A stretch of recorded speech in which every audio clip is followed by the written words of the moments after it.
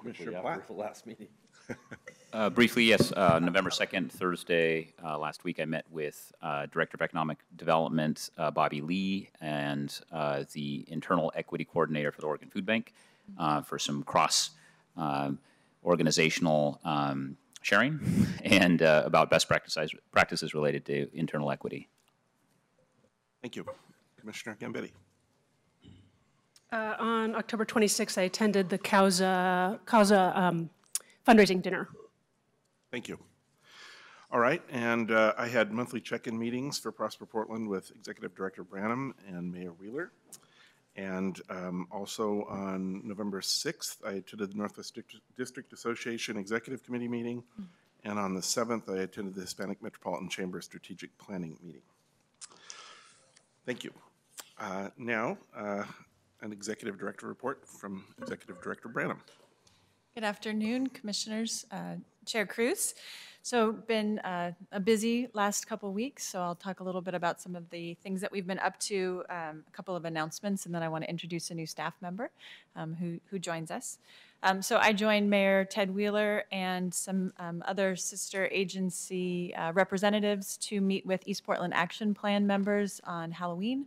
We talked about their priorities for the coming year and a lot of the really strong community-led work that they're doing out in East Portland.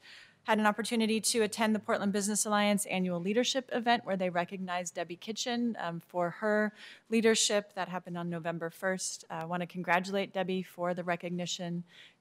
She has been a partner of ours both through her leadership on the Central East Side Industrial District and with small businesses, so it was very well deserved. Earlier today, I had the opportunity to hear Commissioner Dr. Moreland Capulla on a panel talking about the opioid crisis and addiction more broadly, which was part of OHSU's annual Illuminate event. We also got an opportunity to recognize, which it'll be one of the first of many, but Dr. Joe Robertson has announced that he will be stepping down from that position. He's been with OHSU for a number of decades and has been a really critical partner of ours, and so we wish him well and are looking forward to working with him for the next few months as well.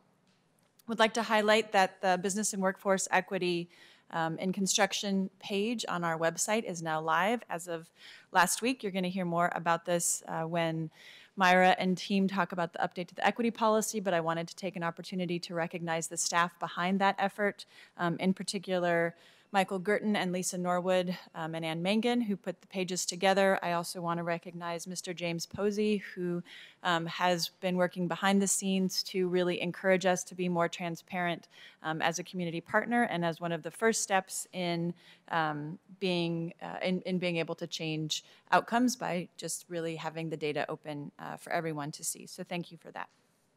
Earlier today, we reached a major milestone in the post office development with a request for qualifications for the Broadway corridor. We're looking for an advisor to help us with the master planning, both the development planning for the entire Broadway corridor, but then the master planning for the post office.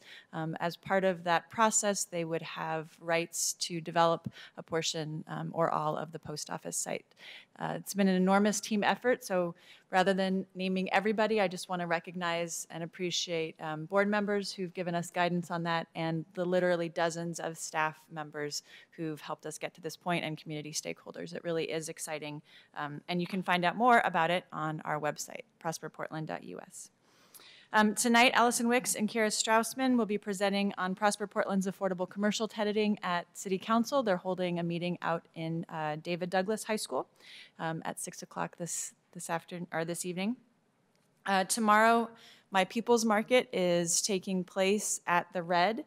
That's happening from 2 on tomorrow evening, and encourage everybody to attend. It's an opportunity to see dozens of local entrepreneurs get a little holiday shopping in early and hear some great stories. And actually, I think there's going to be music and art there as well. So looking forward to that. Want to recognize Tori Campbell and Amanda Park, Lisa Norwood and Ann Mangan for their work, both on the Mercatus platform, but as well as on the My People's Market. Prosper Portland offices will be closed this Friday in recognition of Veterans Day, and we want to acknowledge and appreciate all the military personnel for their commitment and service. We are sponsoring the Outside the Frame Film Festival for Monday, November 13th.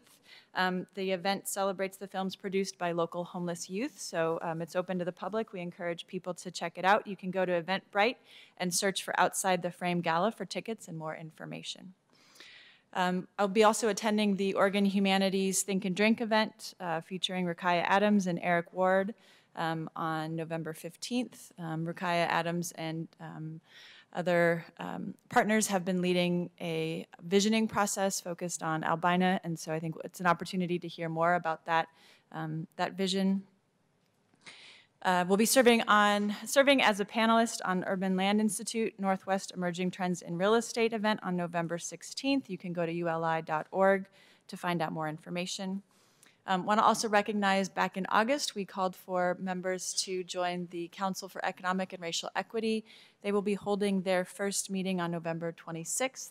There's a 23-person steering committee, fantastic diversity of expertise and age, people from all across the city, racial diversity, and we're really excited to have an opportunity to meet with this group. I want to thank John Cardenas, Myra Ariola, and Justin Douglas and Lene Hobson for their work, both to encourage such a great group of people to come forward, but then also to get the selection process, which is really involved as well. So thank you for their good work. Have the opportunity to moderate the Oregon Environmental Council's Business Forum on Housing, Transportation, and Social Equity Win-Win-Win Solutions happening on Thursday, November 16th. You can go to oeconline.org for more information on that event. Want to recognize that the next general meeting of the North-Northeast Community Development Initiative Oversight Committee will take place on Thursday, November 16th as well at Billy Webb's Elks Lodge from 6 to 8 p.m. And finally, the NEA Annual Gala will be taking place on November 17th. Encourage people to attend that as well. So finally, I want to recognize our newest staff member, Trolls Adrian, who has relocated to Portland to be our business and industry manager. And he was at the Metro Atlanta Chamber of Commerce, where he led global recruitment, marketing, cluster development strategy in the supply chain ecosystem. Prior to working at the Metro Atlanta Chamber, he led manufacturing and logistics for Gwinnett County, Georgia, if I pronounced that correctly, home to almost 1 million residents and the most diverse community in the Southwest. Originally from Denmark, Trolls also has experience in community-based economic development in New York City and holds 2 master's degrees and MPA from Baruch College in New York and a master's in city and regional planning from Georgia Tech. So we are delighted to have Trolls with us and want to give you a warm welcome. Welcome, Trolls. Thank you. Great, thank you very much.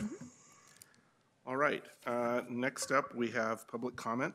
And I believe Brad Perkins is here to discuss, he's from Cascadia High Speed Rail, LLC.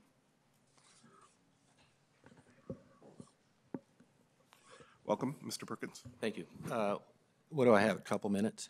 Yeah, 3 minutes. 3 minutes, okay. First of all, I came here mainly to hear more about the Emmanuel Hospital Hill project. I've been directly involved with that over the last 15, 20 years. So I'm looking forward to progress on that. But while I'm here, I'd like to be able to introduce to you something similar that Albina Visioning is doing. Now, I've hired an architectural firm, Anchor Morrison, to put together a program for an 8-phase project down at the Rose Quarter. Okay.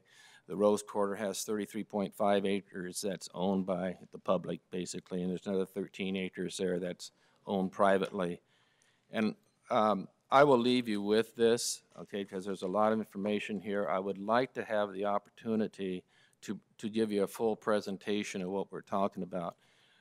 What we all need down there is a catalyst. I'm a real estate broker, okay, and the catalyst that we see is opening up the Coliseum for our high-speed rail station, okay? And there's a drawing in here shows of that possibility. Now, I don't want to jump the gun here and say that this is the way it's going to be. These are just suggestions of what we've been working on for the last 10 years to plan a route, a conceptual plan between Eugene and Vancouver, BC, okay? And the beginning phase of this is right here in Portland at the Rose Quarter with a new bridge across the Columbia River. So consider it like two bookends. They will work together. You got the possibility of a new bridge over the Columbia River, not I-5 corridor, because that's at capacity already. We're talking about a corridor right next to the freight rail bridge in North Portland, okay? So we want to get high-speed rail on it. We want to get freight rail. We want to get cars and trucks to relieve this congestion that we have here in northeast Portland. And you also see a map on this that shows you not just, you know, northeast Portland congestion relief, but also the Vista Bridge Tunnel and also the Twilliger curves. And so that bumps up against the Southwest Corridor plans as well. We hope that from this discussion with you guys and gals regarding this issue of property that the city already owns, we can start having some really serious discussions about how we make this happen. We have a kind of a plan that I'd like to show you in more detail. And Kimberly, good to see you. That we think that it can be a real way, strong way to get us to where we need to go. Seattle in 75 minutes, Vancouver in 6 minutes, Tualatin in 10 minutes, nonstop. You know, it just can be a great opportunity to have both a high-speed rail connection to the larger cities as well as the smaller cities. This is also what we had submitted. Unfortunately, PDC in Greater Portland, excuse me, I'm sorry, Prosper Portland and Greater Portland were not able to put it into their packet for Amazon to look at, okay? But we see this as a great opportunity for Amazon as well in two ways. One is a headquarters here that gets affordable housing, not just in the central city, but gets them out of the city as well to cheaper communities that can feed into the city, okay? That's one. And the other is lightweight freight package movement at night for Amazon. So there's a lot to go over on this. So I appreciate the opportunity. Thank you. Please leave your materials and we will circulate them. Okay, thanks very much. You bet. Thank you. All right, next we have James Posey. Welcome.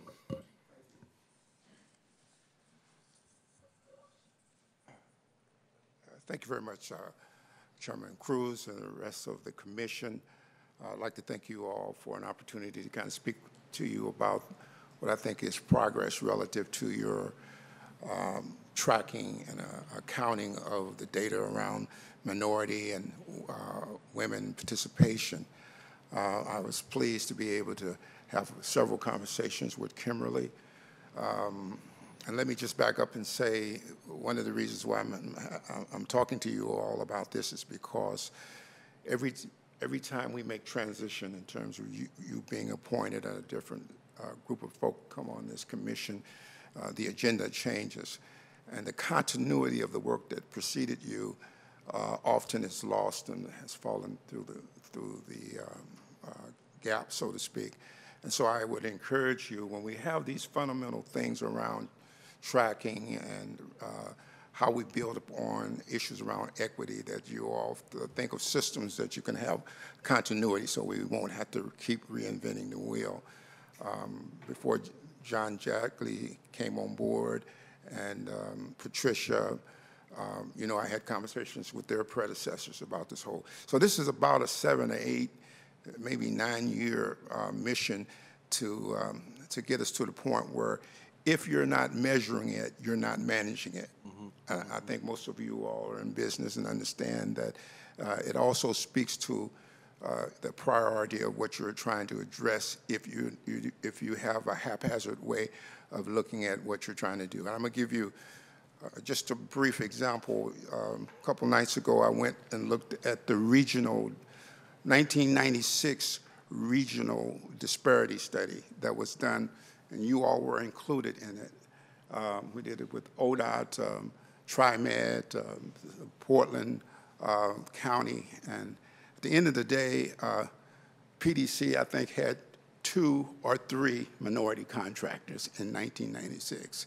And so it would be nice for you all to compare the progress of what you're doing, the recommendations that were submitted back then, and whether or not they really apply to what you all are doing today.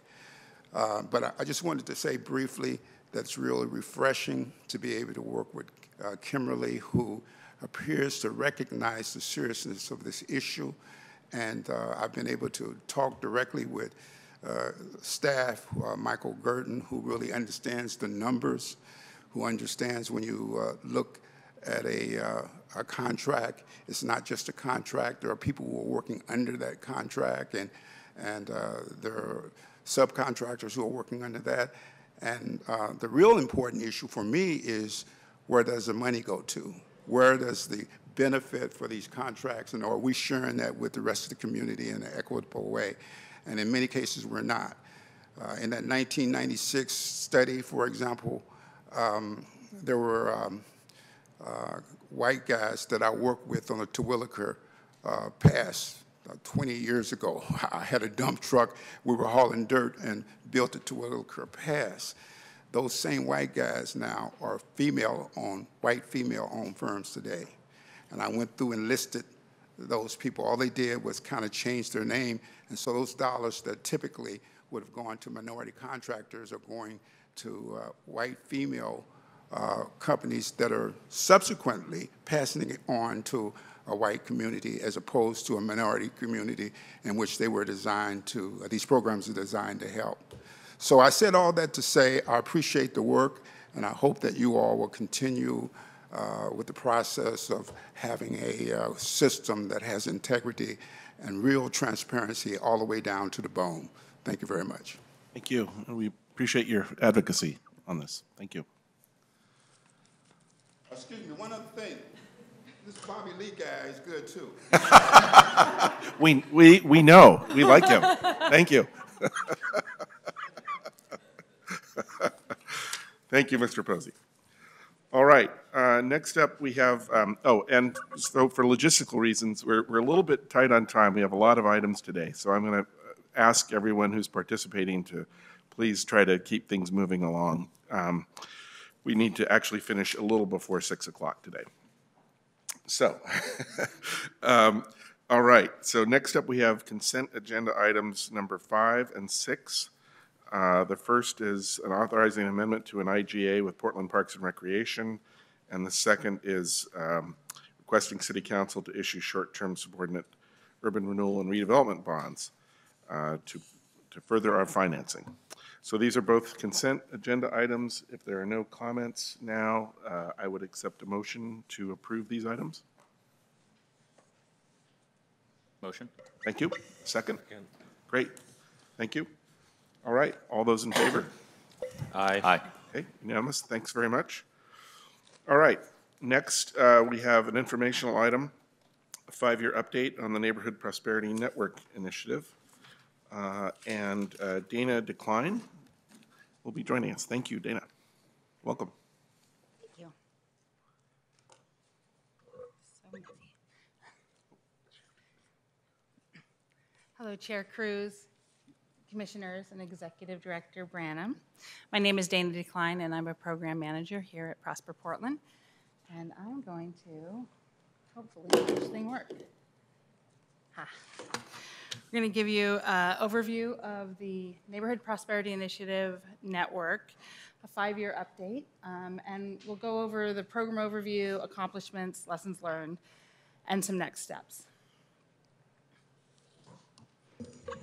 Can you not hear me? Okay. So the Neighborhood Prosperity Initiative is our signature community economic development program here for the city of Portland. In 2009, Prosper Portland initiated the community-led economic development utilizing the national Main Street model, and communities applied for the program. 3 districts were selected. But then in 2011, we created the Neighborhood Economic Strategy, right? Neighborhood Economic Development Strategy. And in that strategy, there were two issues that were highlighted. First, compared to other communities, cities within the size of Portland, Portland lacked the community-based organizations that focus on community economic development.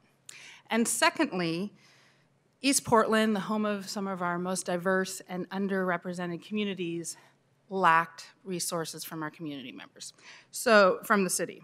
And so in response to those findings, the Neighborhood Prosperity Initiative was created, and we launched that utilizing the Main Street model, but instead of focusing on historic preservation, which the Main Street model does, we translated that to focusing on inclusive economic development.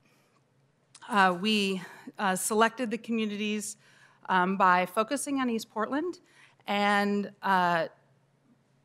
focusing on communities that had lagging commercial investment, higher than city average poverty rates, higher concentration of diverse community members, and organizational capacity within the communities. 6 districts spent a couple quick months organizing themselves, and all said, yes, they wanted to participate in the program. What that meant was creating a nonprofit for each community, hiring a staff person, and really committing to volunteer hours and supporting the organization financially. So we have 8 districts now, 2 of them of the original Main Street program, as well as the 6 neighborhood prosperity initiatives. And the addition to the community-driven focus for the NPI districts is that each district has a urban renewal area that is surrounding the district that creates approximately $1 million over 10 years to help seed some physical improvements for the district. The other thing that happened in this creation is due to the urban renewal area laws in the state, taxing jurisdictions receive a revenue share once the district hits 10% of maximum indebtedness. That's really quick for a $1 million district. And so both the county and the city of Portland agreed to provide back to the districts their revenue share. And what that allowed was that not only do we have some funds for the districts to create intentional programming around economic development, they also had some flexible programming money. So the Neighborhood Prosperity Network program is twofold. We have funding from Prosper Portland as well as staff support. The grants are, we really provide 5 grants. So we grant admin and operations to help support the staffing, full-time district manager, promotions to create some visibility in the community and connections to their community members, technical assistance to help support the organizational structure. These are all small businesses, nonprofits.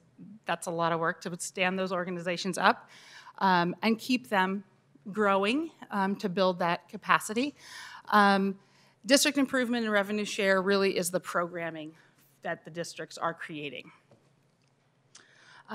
In addition to that, we have 3 Prosper Portland program managers who are providing technical assistance and grant administration to directly connect with the district managers and their boards.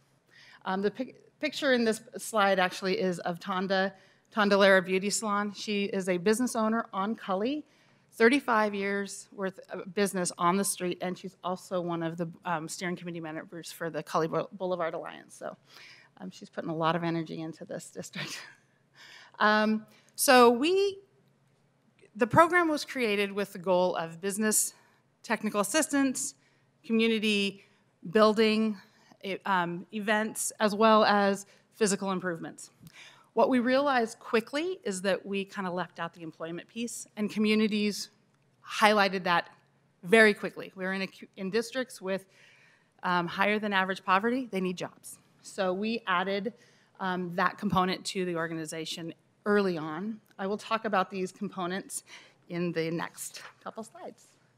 Community building is created through our promotions grant. We have a $3,000 grant that is matched by the districts. And at the beginning, communities use that to create websites, listening sessions, events to kind of get the understanding of what was needed and what communities needed in their districts. From that, districts have changed to adding signature events. The picture on the right is a picture of the Jade Night Market.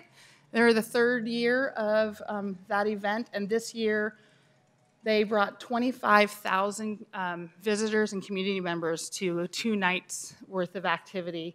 If you haven't been there, you should go next year. August is a pretty awesome place out there. And then community members, 2 communities have lifted up their local farmers markets. Both St. John Center for Opportunity and our 42nd Avenue have farmers markets in their districts during the summer and provide local foods, fresh fruits and vegetables to their low-income community members, and as well as crafts. And then each district also provides business seminars and connecting community members or in businesses to trainings. Business technical assistance, Prosper Portland has been providing business technical assistance to small businesses throughout the city for years. That programming was layered onto the Neighborhood Prosperity Initiative program. The long-term business technical assistance has specific priorities that are set into that programming with the funding, and not all of the neighborhood businesses within our networks qualified. And so what we did was we layered in a light touch business technical assistance program to ensure that the businesses who were currently in these districts that we were supporting could grow and strengthen with the changing in the district.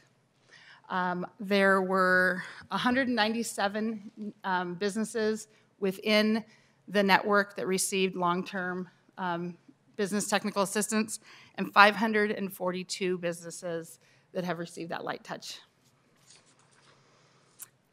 Employment. Again, this was highlighted by the communities that this was really a key piece. And there is a worksource system, provides training programs for our under and unemployed community members. But that was clearly not enough for our community members. The training we were losing people. And so the districts added to that by creating job boards and creating places for people to gather for career fairs to get people jobs. Training's great, but first we need to fill the need now. And so districts created that and then really encouraged Prosper Portland to think about how do we get someone who can really navigate community members through the system. And so what we did was we created the Workforce Navigator program 2.5 years ago, hired Mulu, who is in the picture on the right, to help navigate community members in Colley and 42nd to jobs. That was a very successful model, having someone who is there all the time in the community. If you're looking for a job, you go to Mulu. And so this last year, we added another district community workforce navigator for Jade District and Division Midway. That's been a really incredible impact for the communities and the district managers to be able to connect community members to a service that is local. And then just another highlight on what's happening around employment. Rosewood Initiative identified that in their community, there was a large barrier to employment around having criminal records. And so what they did is they created a legal service day. They hosted at their community center. They are in connection with, in coordination with the DA's office and with the Metropolitan Public Defender's Office. And their goal is to remove fines in exchange for community service hours. They've had 3 of these events now. Each event brings in about 200 people. Usually they can get about 45 people all the way through the process. And in that, where they've actually able to connect the community service hours to their fines, this last event removed $185,000 worth of fines from the 45 people that made it through. With that, people are able to then be able to get their licenses and be able to access jobs. It's a direct connection to being able to get to employment. So Rosewood is working with Multnomah County to expand this. Right now, it's a volunteer basis by the DA's office, which is really lovely, but to be able to make this a permanent program, they're working with Multnomah County to make that happen. Community-led property development is more than just small projects and storefronts. What it really involves is community district managers understanding the business and the property owners in the district, understanding the pulse of the community, and being able to be ahead of the property transfer conversations. District managers are able to provide district owners around information about what the trends and the interests in their community are. What we've learned is that the little money that we have in these districts can help with incenting small projects, and that's great. But when they're really creating something that creates a larger community benefit, they need a little more incentive. And so being able to be nimble and finding funding has been a conversation that we've been actively having. One thing we did realize is that access to capital for acquisition was a need pretty quickly when the transfer of property was in discussion.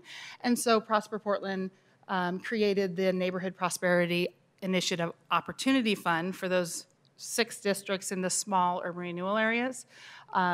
It was seeded by general fund with $870,000, and the property on the right is a property on 42nd, where our 42nd Avenue purchased the property from a long-term property owner, and in order to slow down the process, have conversations with community members, and is now working with a long-term property owner to buy the property. And the Guillermo, who is shown on this picture, currently is a tenant in this space for our 42nd, and they're negotiating for him and the other community members who are currently located in that space to be able to stay with affordable rents based on utilizing some of their TIF funds to help with offsetting the cost by using those funds for the tenant improvements. So that's just an example of how we are identifying the issues and then working to solve those with our community members. Network accomplishments.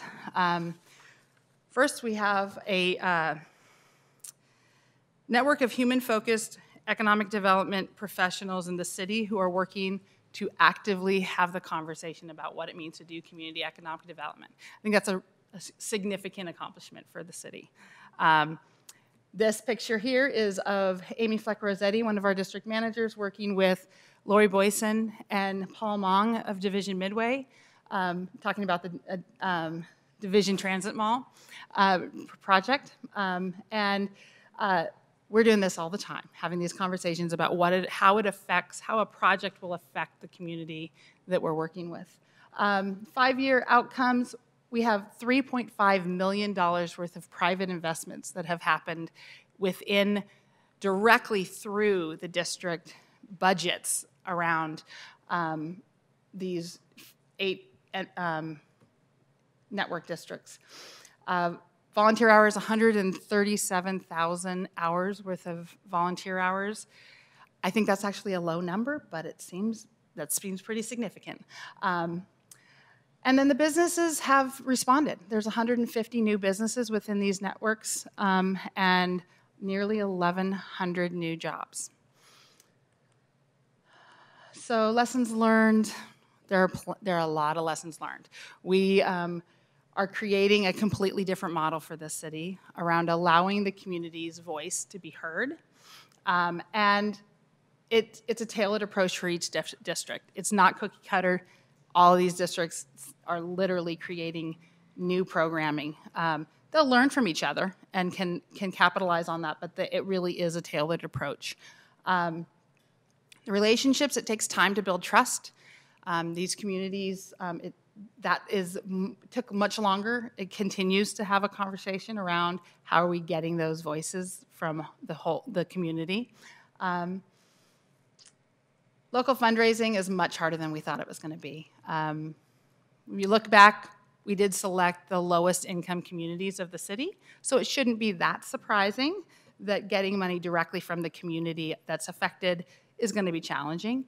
But community members or the districts have been successful in grant writing where programming, creating specific programming for their districts. The challenge is really around operations, and that has been the struggle. And then access to capital, you'll continue to hear that. That's a big piece of the puzzle. Next steps.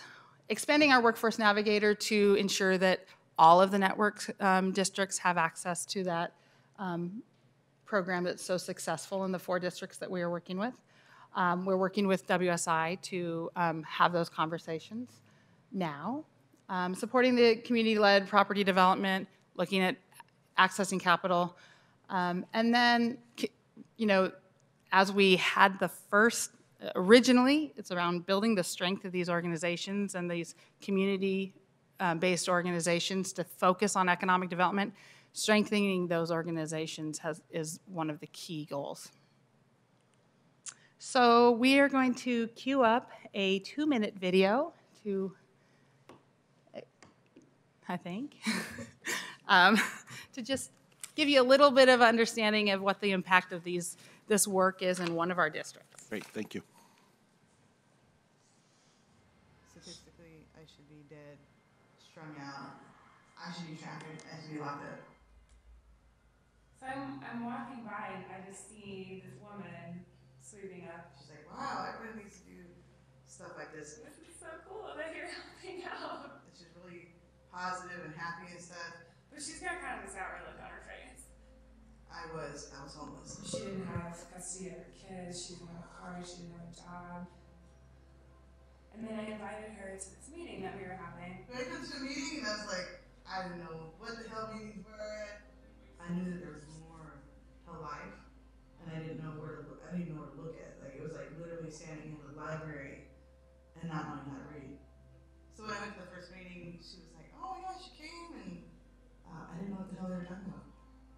I was looking for people that were motivated to change this community and to change their own lives. I understood that these are professionals. They got paid to be in that meeting, and I was like, so what you're doing is you're trying to help the community. And then once I found out like what they were doing, I was like, this is natural to me. I think that they come here because this place it's a hub, and they know that if they can't get the services that they need here, they can at least come in and feel safe. And everyone's doing great. And my daughter is amazing. She's my sidekick. I do what I do because I am passionate about it. I do it for the people, but I also do it for her. It's amazing to see how the community owns this space and transforms it into what they need it to be. Rosewood is an incubator for potential and for dreams.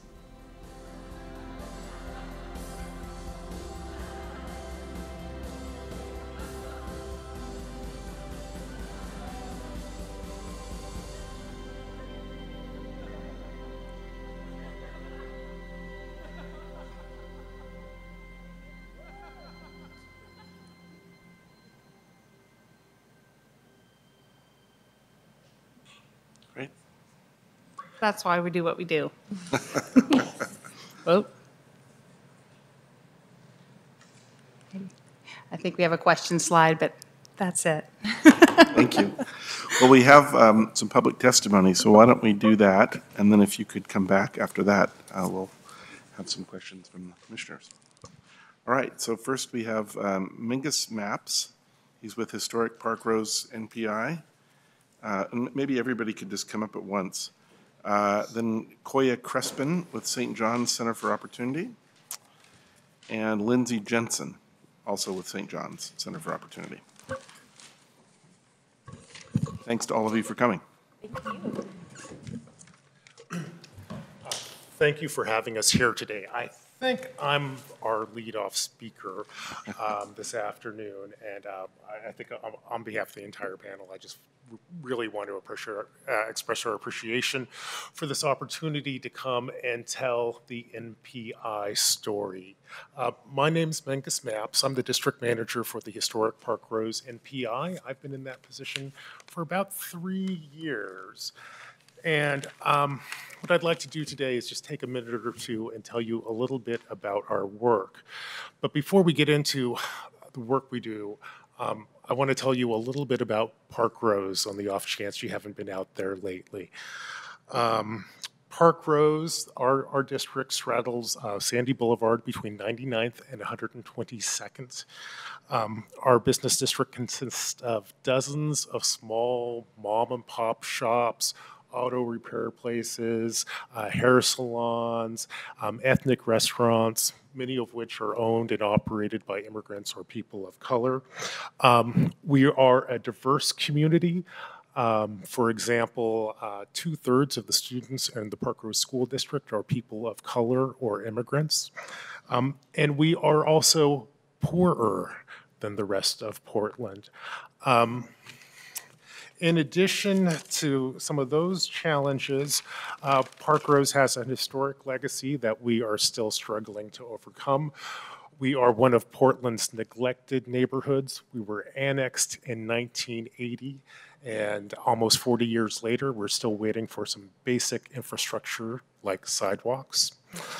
And we are also a community in transition. Developers like to say that Parkrose is one of the few neighborhoods in Portland where there's still some meat on the bones.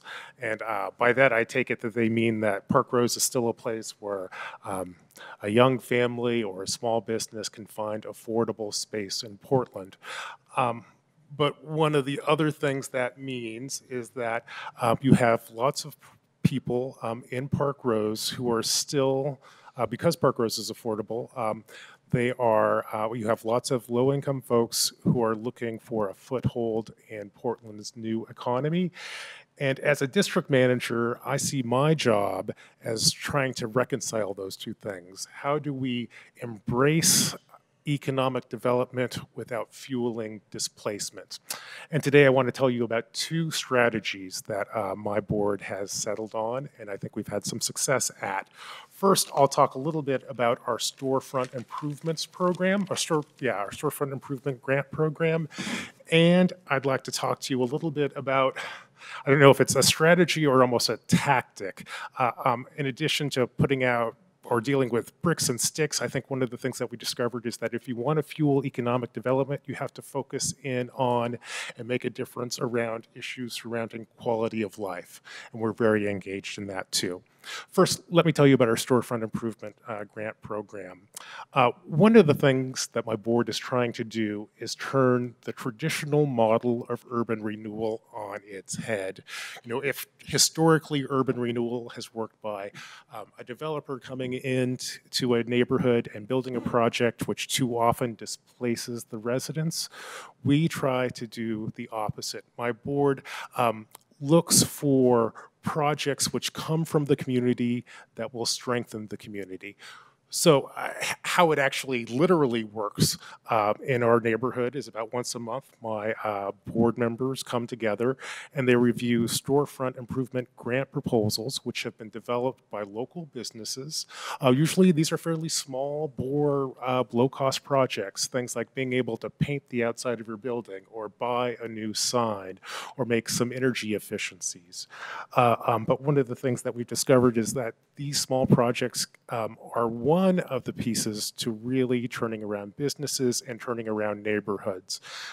Let me tell you about a couple of the projects that we've done recently. Or first I'll give you some background. I think in the last 3 years we've completed about 10 storefront improvement projects. Our most recent one that we just celebrated last month was a new mural on the outside of our grocery outlet building. The fact that we have a grocery store in Parkrose tells you a little bit about the fact that things are changing.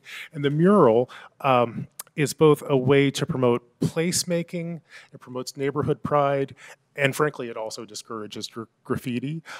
Other sort of projects that we've done recently was around this time last year, we helped a small business buy new doors for for its building. You might remember the snow from last year, and his doors literally just rotted off their hinges. We were able to help that small business get new doors that made the business more attractive to customers, actually made the building more secure, and also is more energy efficient. And another project that I'm proud of is we helped one of our local motels buy a new sign, which rebranded his business and allowed that business to reach for a different clientele, frankly, a wealthier clientele. But it was an important part of making his business more vibrant and more stable. With that, let me switch to the second strategy that we embrace. And this comes from experience. One of the things that we've learned is that simply painting your building or putting up a new sign does not necessarily mean they will come. If, for example, you have someone passed out in front of your restaurant at the lunch hour, you're not going to get that lunch rush. And one of the things that we've learned is that if we're going to make Parkrose vibrant, we really have to deal with some of those small but difficult urban problems like homelessness and poverty and houselessness. And we've developed a number of partnerships to address those difficult urban problems. Good examples that we've done recently is that we've partnered with the Parkrose Neighborhood Association to organize a graffiti cleanup day. We've done neighborhood litter pickups. A fun thing which we did just a couple of weeks ago was we worked with the Neighborhood Association and the Business Association to plant 1,000 flower bulbs along Sandy Boulevard. Those flower bulbs were donated by local businesses, and the labor was donated by local residents. And we also dive into more difficult problems. For example, in partnership with the Business Association, we've organized trash pickups to our local homeless camps, where local businesses donate trash bags to my office, and then we do outreach to the homeless community and distribute those trash bags.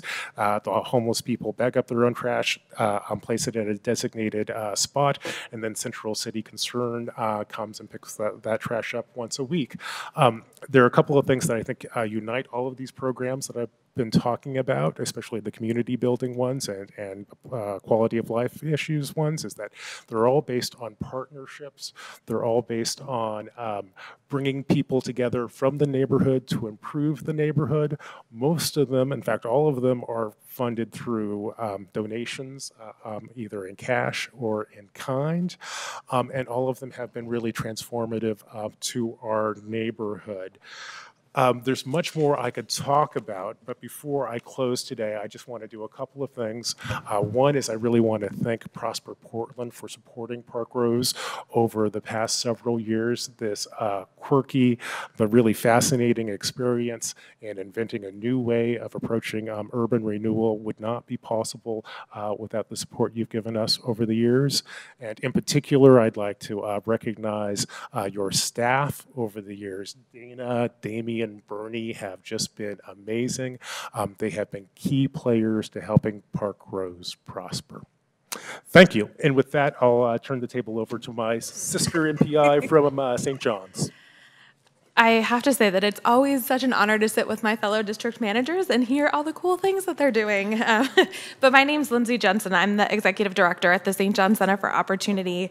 We actually started as a Main Street organization, so we bring a slightly different perspective. But we, I would say, went through a soul-searching period and have since shifted from the Main Street model to focus less on historic preservation in our neighborhood and focus more on doing equitable economic development work. St. John's, so our service area is the St. John's neighborhood, which is home to about 15,000 residents. We are, I think, the second largest neighborhood by landmass in the neighborhood, and we're also still one of the most diverse communities in this city. And I'm really proud of that, and I don't think people always know how diverse we are, both economically and racially within our community. So, the St. John Center for Opportunity, we take a multi-pronged approach to our work, and our kind of 4 key areas that we're working in within the community are supporting our small businesses, strengthening our local workforce, advocating for affordable housing, and building power within our neighborhood. But I'm going to talk a little bit about some of the work we've done around supporting our small business community and our workforce development efforts. So St. John's, like I said, is really large, and we have over 400 businesses in our community. And there's probably many more home-based businesses that we're just starting to meet and learn more about. So that's a lot of businesses. One of the things we've done is we've baked in a really strong community organizing model. So we work with volunteers in our community to go out and canvass and talk to our businesses regularly. And that's really helped us to keep our pulse on what the needs are of our small business community and to be able to connect people to really important resources. Ways that we really support our small businesses is when we have a strong partnership with MISO, the Micro Enterprise Services of Oregon, and a team member from their staff works in our office 1 day a week and provides business coaching. And she's been able to serve about 40 businesses in our neighborhood per quarter. And we have been really excited to work with her more in depth of creating a home-based business outreach strategy as well. And that has involved door knocking, canvassing, all kinds of great strategies, but we're really trying to deeply serve our business community. Similar to Historic Parkrose, we also run a storefront improvement program, and I'm proud to say that we've invested just over $95,000 in 57 projects in our neighborhood, and it was really fun. I was walking down the street the other day, and I was like, we helped paint that building, there's a new sign here, and St. John's it's changing, and we're really proud to support projects that, support longtime business owners and business owners that are owned by traditionally marginalized community members. So another thing we do for our businesses, we organize monthly biz mobs. It was what we call them, where we encourage community members to come out and shop and support our small business community. Where this next January, for example, we're hosting a pop-up shop where we'll be inviting all the acupuncturists and massage therapists so people can really get to meet all of our small business owners in the community. One of the vital programs that we've run in our business district is the St. John's Farmers Market. So this next year is our 10-year anniversary. Crazy, right? And through the market, we're really committed to supporting local vendors. We have 36 vendors at our market, and on average, we see about 2,000 community members each market day come out to shop and support our vendors. This past season, we made some really intentional shifts to ensure that we were supporting traditionally marginalized vendors and their businesses, and that's been really exciting. We have a strong partnership with the Village Gardens in our neighborhood, where they have farmers that they work with who now sell at our market. So out of our 36 vendors, 17 of those come from traditionally marginalized communities, and 9 out of those 36 vendors actually live or are doing their business in St. John's. So another cool part about our farmers market is we actually received, I can't talk my breath, but we received a grant from the USDA in partnership with the Village Market, where we were able to give community members $30 a month to 200 community members to spend in fresh fruits and vegetables, which really helped bolster our farmers to the tune of about $10,000. So in addition to all this great work, we've been really trying to promote strengthening our workforce in the community. So the closest workforce center right now to St. John's is 45 minutes to an hour by bus. And so we recognized there was a huge gap in services in our community. So we now have a very active jobs board where community members can go on and find job openings in our community. We also run monthly Meet the Employer events where we have people come in and apply on the spot for jobs in our neighborhood. And it's been really great to connect with all the industrial area businesses in our community as well. We also have a small computer lab where folks can come in and look for jobs, apply for jobs, and our staff will work really closely with folks one-on-one to help them with their resume if they need that. So that's kind of our work in a nutshell. But you know, this work is really hard. But it is so important. And you know, similar to Mingus, just thank you for investing in us, because I think having, you know, local control, community control over these programs is so important. And I'm really proud of what we've done and what we've accomplished. And it's not always easy to talk about our impact, but there's a lot of really important work happening through this initiative. And I'm actually going to turn it to Quaya, who is one of our board members at the St. John Center for Opportunity. Hi. Yeah, I'm a board member at St. John Center for Opportunity. I'm also a community organizer and a mother. And that's why I'm here. I wanted to talk about the chronic stress of living in chaotic and impoverished environments.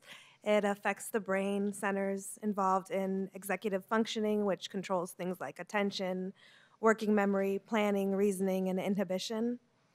Children who grow up in stressful environments tend to have more emotional and behavioral challenges and problems, making the transition to school problematic. Disadvantaged kids with neurocognitive problems should not be blamed for having trouble learning to read and write early on. It's understandable that as academic material gets more difficult, they are going to fall further and further behind, emotionally and relationally. When these kids hit adolescence, they are often labeled as unmotivated or having attitude problems, which just alienates them even more. Which makes me think back to the reason I joined the board at SJCO. I was one of those kids that I'm speaking about. And it makes me passionate about the resources that SJCO provides to the community.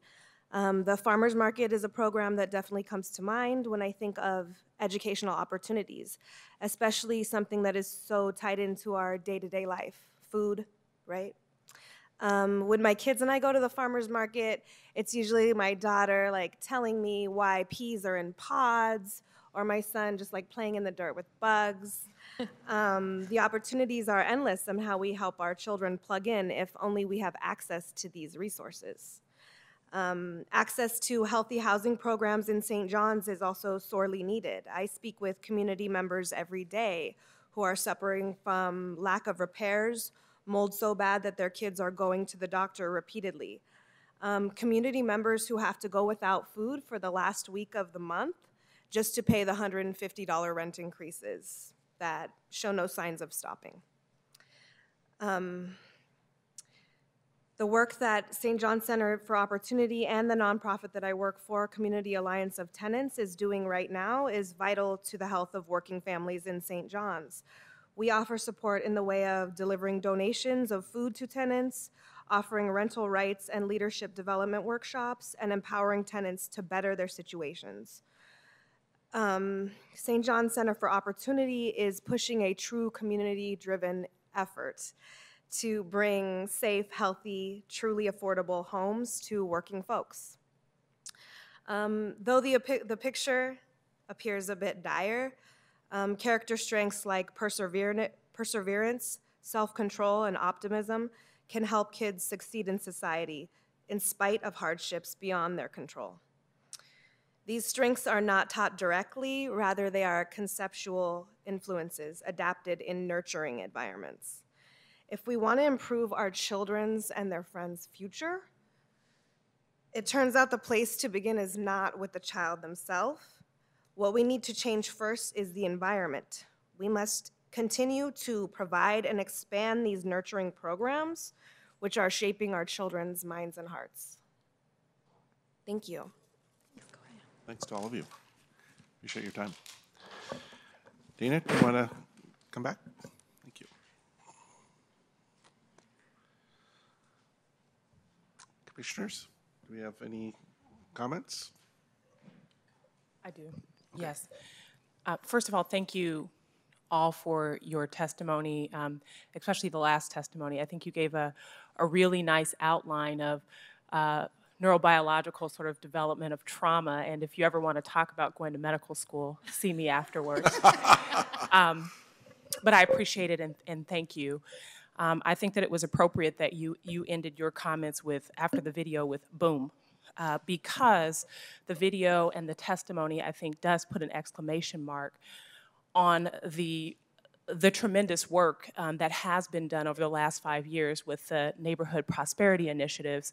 And I think with the comments that were made today, it's quite clear that the goals are being met, and that is this idea of giving local control, these ideas of partnerships and building with community as opposed to building on top of and around community, and strengthening that process. And I think that comes, this idea of building with community comes with this idea that you understand that there are psychosocial barriers that are in place that make it impossible for people to participate in that higher place, which is community economic development, if they can't eat, if they don't have homes, if they can't get access to jobs, if they have the barrier of fines that they have to pay in order to get a job. So I think that the keen recognition of that and Prosper Portland's involvement in that process is an indication that we're adhering to what we said we were going to do in terms of the strategic plan, and that we are minding the larger mission. So thank you all for coming here today.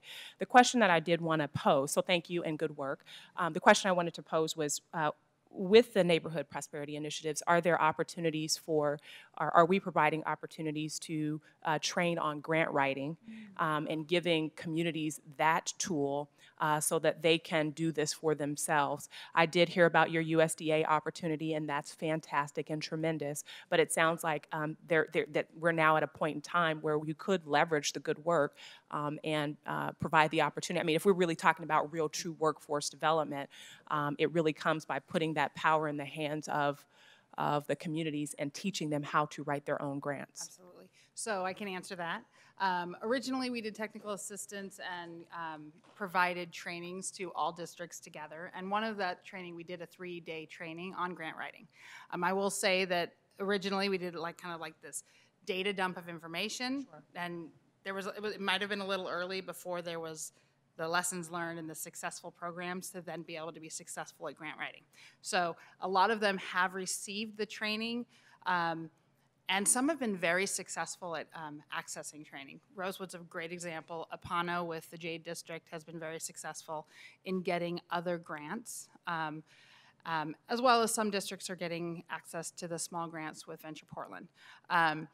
But what we did do is we stopped doing the kind of full sale all districts and said the technical assistance money, again, driving what the district needs specifically in technical assistance, we gave them a grant of $8,000 a year.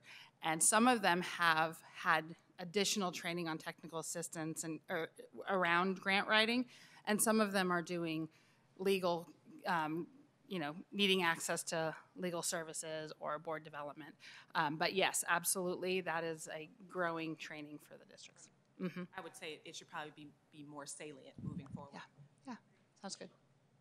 Other comments? Yes, first, thank you again, Dana, Amy, Cuella, Damien. It's very compelling and heartwarming, really. It helps confirm that, we're part of a good organization, and all of you are doing great work. Actually, I had a comment with respect to grant writing. In my experience, sometimes it's a little easier to hire dedicated personnel for that, and then just simply share them, because a good grant writer is hard to find, and if they've got a good track record and a good batting record, you want them writing grants for as many different organizations as possible. So I think once you found that person, share them. And then some questions. A comment you made, Damien, about a lot of the work that you're doing in Parkrose being funded by donations. Just a clarification, is that local donations and small business donations primarily? Mostly? Okay. And so that's kind of the lifeblood of the support for those programs. I'm wondering if, from the point of view of support that Prosper can offer, is some sort of matching program, right, to help incentivize that local donation, because local donations are great because you've got skin in the game, right? It's the local residents saying, yeah, I want to invest in my community. So how can we help incentivize and support that from our stance? Let me see what else I had written down. Then with respect to St. John's, you have to forgive me, I take notes, I'm a little scatterbrained. Then another thing I caught in the testimony from Amy and Cuella, which is it seems like volunteerism is a huge support, a local support for the work that you do. Again, I think a question for us to ask ourselves from Prosper's perspective is how can we help again, support that action, right? Because it seems to be that that is a key factor in the success of your programs, is that people are, again, willing to invest their time. So if there's anything we can do on that end, please let us know. Right, other comments? Just real quick, thanks again for it's very inspiring to see the work that you guys are doing, and obviously really meaningful. And I just particularly appreciated the comments about just turning urban renewal on its head and using this different model that I think is really appropriate now that we're facing just tremendous shifts in demographics and pressures on gentrification, particularly in these neighborhoods that have been identified. So using the urban renewal tool in a different way to do more of a grassroots community-based initiatives as opposed to the old model of broad sweeping displacement projects is consistent with what this organization is now trying to do. So I think it's exciting to hear the incredible progress you guys are making on that. Thanks. Thanks for the report. Thank you very much for the testimony. And I'm just echoing everything everybody else has already said. But you know, just keep up the good work. And like Commissioner Platt said, if there's anything that we can do to assist and shore up and support your efforts, we're here for that. So, thank you. I don't have much more to add from all those great comments, but I would just say great work, and I'm really impressed with the kind of ground-up nature of these initiatives. I've paid a little more attention for various reasons to the R42nd Avenue area, and it's really appeared to be effective out there, and so just really impressed. Thanks very much. Thank you for coming today. Yep. All right, well, moving right along. Thanks to everybody. We're a little over time already, but we will go next to number 8, which is another information item. This is an update on the Hill Block project, excuse me. Lisa Aboif, Tori Campbell, and Brian Terrett are here to speak today.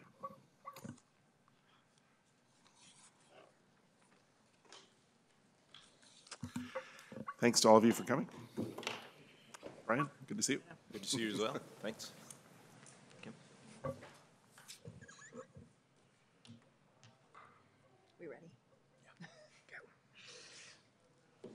Good afternoon, Chair, Crews, and Commissioners. I'm Lisa Aboif. I'm Development Manager with Prosper Portland, and as the Chair referenced, I'm joined today by Tori Campbell, who is the Manager of Entrepreneurship and Community Economic Development, who's leading our work on the North-Northeast Community Development Initiative that has had overlaps with this project over the past couple of months, as well as a key partner on this project, Brian Terrett, who's the Public Relations and Community Relations Director with Legacy Health. And we may eventually also be joined with Cupid Alexander, who is with the Mayor's Office. So we're here today to give you an update on the Hill Block project. It's a collaborative project that was originally announced in early August between the Mayor's Office, Prosper Portland, and Legacy Health. Our presentation will provide an update on the outreach and discussions that Prosper Portland staff, city partners, Legacy Health staff, as well as the community has had about the project. We'll share a little bit about the feedback that we've received along the way, and then we'll cover next steps related to convening a project working group to help lead the project and the development going forward. So taking a step back, just to kind of, I know a lot of you have heard this, but for the viewers at home, the Hill Block refers to property that's owned by Legacy Health. It's located at North Russell and Williams Avenue. For some, this may be a title change. It's actually a name for the project that recognizes the historic name of a building that was on the site and served as the center for the African American community from the 1940s to the early 1960s. Redevelopment of the site, as covered here, is intended to align with 3 major goals. First and foremost, to benefit and honor Portland's African American community that was displaced from this area as a result of urban renewal activities by the city on behalf of Legacy. Second, to support the community's economic development and housing needs, as has been most recently talked about as part of the Community Development Initiative, as well as the Portland Housing Bureau's housing strategy activities in North-Northeast. And last but certainly not least, to further Legacy Health's mission of community health. And with that, I'll hand it off to Tori, who's been leading our conversations within the North-Northeast community regarding the project and how it overlaps with our North-Northeast Community Development Initiative activities. Thank you, Lisa. Good afternoon, Commissioners. So I don't want to walk you through just a couple of slides that give you a kind of initial framework of where our conversation has been to date. A project like this, for it to be successful, requires not only a few conversations, but multiple conversations over the full duration, its start to finish. And we are positioning this project in the same way. And so the first slide just calls out a little bit of our process to date. August 1st was when the Hill Block Collaborative project was announced, or process was announced. And subsequent from that, we've had many different conversations with different stakeholders over the last few months that have really helped to inform, to shape the way in which we're trying to direct this work. Many of these conversations have been very poignant and helpful, particularly to some of the communities, particularly the African-American community, who this project is intended not only to benefit, but also to invite in to participate in this process. Those early conversations have really helped us get a better sense of what is the rhythm and what should be the pace, as well as how do we include and how do we unfold that community in respect of other communities that would benefit from the project as it moves forward. And we will continue to garner and continue to have such conversations in the days and months ahead. Some of the questions and also some of the answers that have come out of these conversations, which I think are really very important. You know, too often it can be very easy for us to build and establish things in a silo or kind of an ivory tower, but this has really been about how do we understand the way in which the community sees this project and how it should move forward. And some of the frequently asked questions and also points of clarification that they've pressed for, which have been actually really helpful in helping us as a collaborative get a better sense of how we need to roll this out, how we need to articulate and highlight the things that we are sure of, and also highlight the things that we just do not know at this point. And both of those responses are incredibly important. And so some things that have come forth are the Hill Block site is currently owned by Legacy Health and is not currently within the urban interstate corridor, urban renewal area. That was something that was incredibly important. Just to clarify, people want to know who's in ownership. What does it mean? As you remember, we came initially to talk with you around amending it into the urban renewal area. And so that was a point of clarification that was needed. Legacy Health will participate in a community-led process, directly fund any of its medical facilities to be included as a part of the redevelopment, as well as contribute the Hill Block site to the project. That was another frequently asked question early on, like, who owns, how does this work, what's Legacy Health's role in terms of participation, and how does the property itself play into this conversation.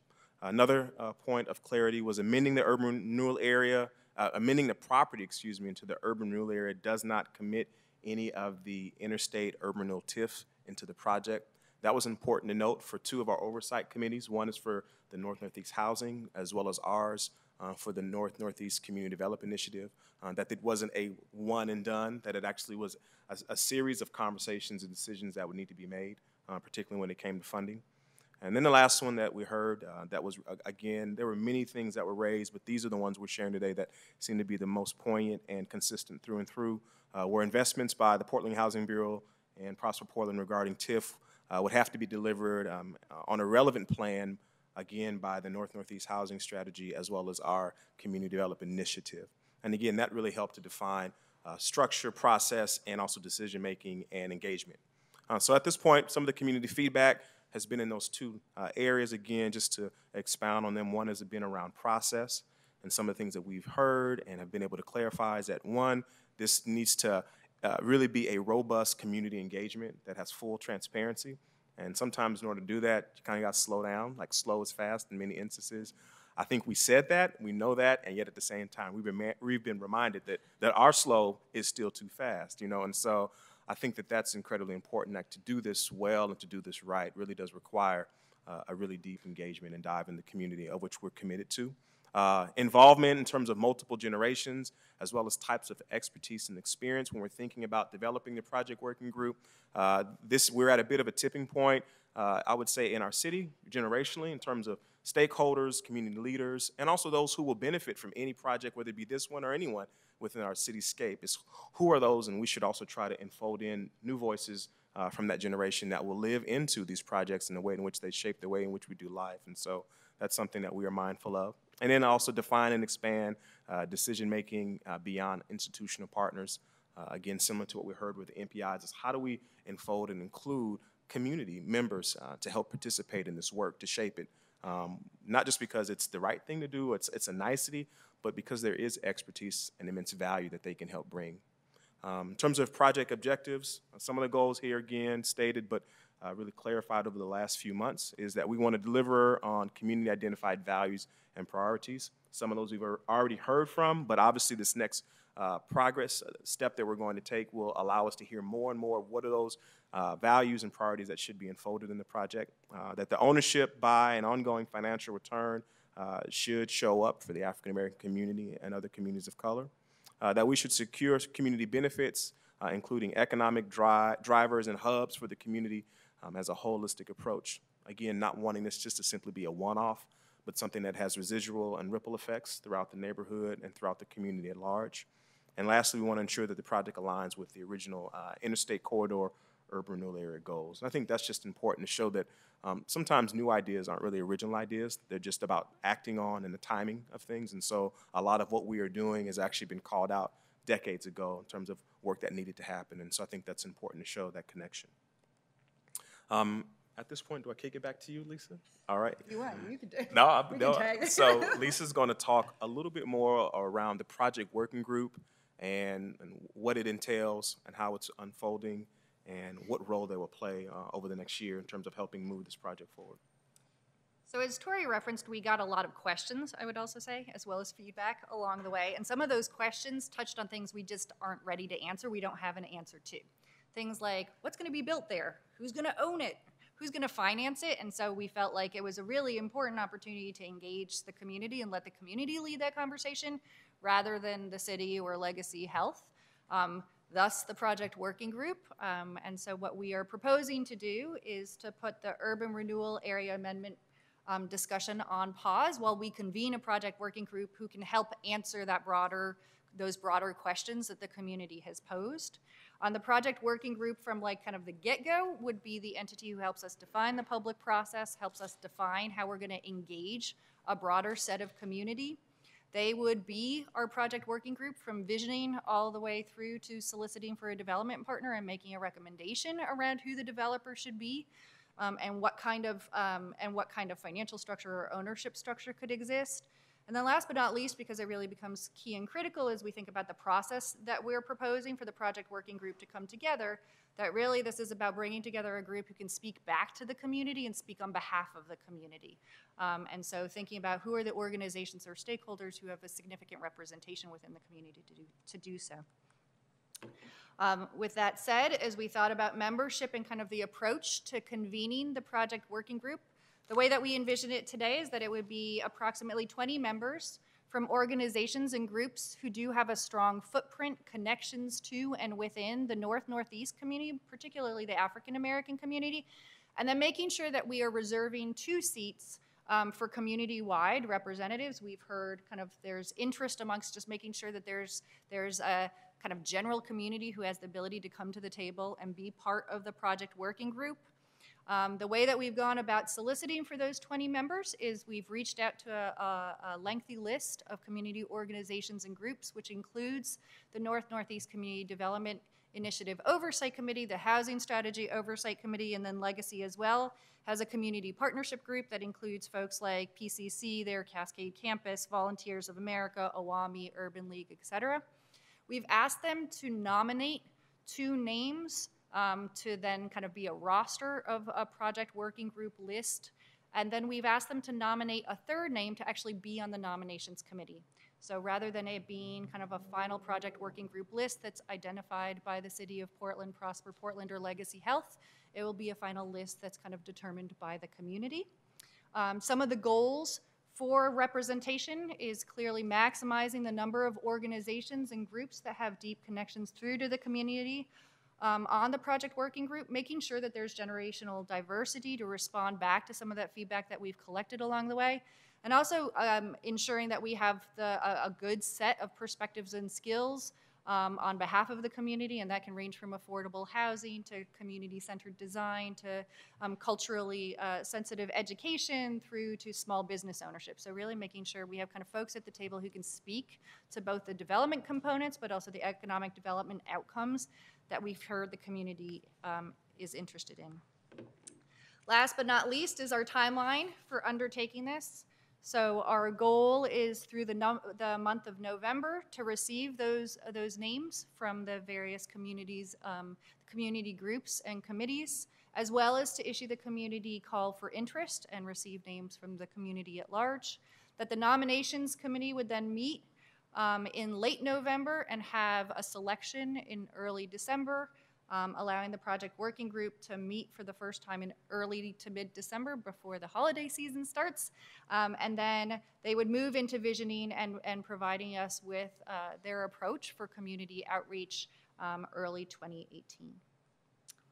So with that, we'll move into any questions from the board.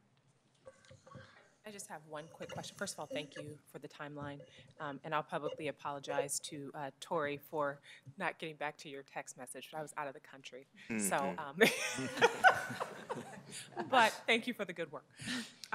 There was a gentleman, I think 2 months ago, who presented, and he was a part of like a legacy gentrification watch group. He came here to present to us, and he seemed to have a wealth of knowledge. And I know that you have a selection process, but I think it would behoove us to include him somehow in this 20-member process, given the fact that he has sort of a lot of historical context and I think represents a larger contingent that we may not be able to tap into with the other organizations that you've already named. I forget his name, but I know it's on the record.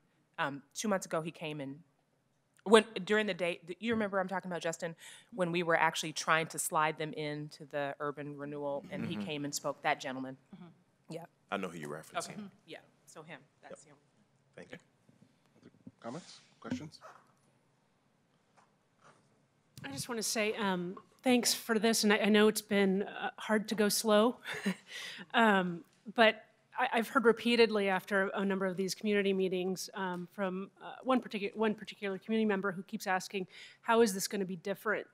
And I think that really gets to the root as to why it's been hard to get going, because you guys are trying to do it different. And so I think ultimately it's for the better good in the long run, and particularly just even the way you're forming the working group, that you're creating a committee to form the committee.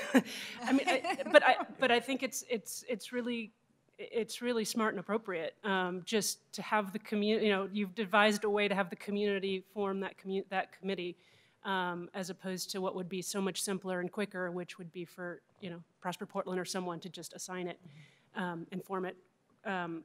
Anyway, so I just kind of want to give you kudos to that. I think the process is gonna. It's a funnel, right? And we're spiraling a little bit, but it's going to hone in as you get closer to figuring out what you're going to do with the property. So thanks. Thank you again. What I've read here and what I heard, I think, all addresses the fundamental issue, which isn't mentioned specifically, but I think we've all acknowledged it's a trust issue, right? The process begins and ends with trust. And so, Brian, I'd like to hear from you and on behalf of Legacy about how you're approaching that from a trust perspective. Thank you. The one thing we've been trying to do for years, and for us this process began back in 2010 and was culminated in 2012 with the 100th anniversary of the Legacy Emmanuel Medical Center campus, when we formed our Community Partnership Committee. And in doing so, part of that was acknowledging the past in terms of the land and what was done in that neighborhood, and we've tried to celebrate that in a display at the campus. And so for us, the trust building began by forming the Community Partnership Committee and really making a charter, part of their charter of that group, that any decisions that were made about that property would include that group. We would turn to them and we would say, how should we proceed with this? So in some ways, this is for us, this process is just an extension of that trust building. We've brought them in, we've kept them up to date on all of the improvements we've done on the property. They've appreciated that. They come in on a quarterly basis. And so in some ways, this is just an extension of that. They have been brutally honest with us in their opinions. And frankly, the format, was this format that we're looking at right now initially came up as a part of a discussion with that group. They came to us and said, nobody trusts who you're picking. They will only trust who they pick. And so if you're going to do this process, the way you do it is you say, you nominate who you want them to be, who you want to be as part of this process, and then the onus is on those members to then go back to those community groups and say, this is a process that we can trust, we are hearing voices, we feel like this is going to be a good process. So it's a slow process, it's going to be hard, and as you said, I think people look at us. I mean, when I look around the room, I don't see anybody who was here when any of these decisions were made in the 60s and 70s and 80s, but we have to live with that consequence, and so I think this gives us an opportunity to start that trust-building process. Commissioner Myers? No? Right, well, again, I don't have that much to add to these great comments, but I would just echo Commissioner Gambetti's comments. I like this, as Portlanders, we love process, of course, but I like this idea of the nominations coming actually from the group themselves. I think that's really a clever way to approach it, and hopefully it will work out well. So thanks very much for your good work. Really pleased to see this come together. Thank you. Thank you. Thank you. All right. Our next item is number 9, and this is an action item, adopting changes to the Prosper Portland Equity Policy.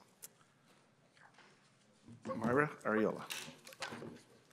Thank you. Oh, and Kira Strasbaugh. Thank you. And, oh, gosh, all right, I'm sorry. Here's the full list. Sean Murray and Bobby Lee. And I guess Lisa is not going to join us for this now. So, great. Thank you so much. Okay. Good afternoon, Chair Cruz and Commissioners and Executive Director Branham. My name is Mayra Arreola, and I'm the Director of Social Equity Policy and Communications at Prosper Portland. With me, I have fellow leadership team members, and you want to introduce yourself? I'm Kira Strassman, the Director of Development and Investment. Sean Murray, Director of Human Resources. Bobby Lee, Director of Economic Development. Today at this presentation, we are going to be providing an update on the progress we've had towards the equity policy and seek approval for updates to the policy itself. The policy does not sustain any substantive or major changes. It's just a reorganization and updating of the name of the agency and other terms in the document. This policy is the agency's most important policy. It provides support in the implementation of the goals and the vision of the strategic plan, and is the policy that helps the agency operationalize who benefits and make sure that our decisions, investments, and efforts really benefit all community members, and particularly communities that have not benefited from a lot of the resources and opportunities the agency provides or has provided in the past. The way this presentation is going to go, we are going to primarily provide update in sections 2.2 to 2.4 in the board report that you have in front of you. And I'm going to explain what each of those sections are about, and then my fellow team members are going to give even more examples or add additional context as to how the equity policy is implemented and the results that it has in the community work that the agency has been doing and will continue to do moving forward. So the section 4.2 really relates or is about ensuring equitable outcomes in the work we do through every project, initiative, investment, and approach. It considers who benefits in everything we do, from design to implementation of our work. It ensures that existing disparities are addressed. We identify risks and mitigate as many negative consequences as we can. And we identify outcomes and progress to date in that section. For this specific portion of the work, Kira is going to provide some additional progress observations and comments on the work that it's been happening in the agency through development and investment. I'm glad I got to go first because I have to go address the City Council in a few minutes. So if I leave abruptly, I have to drive out to David Douglas.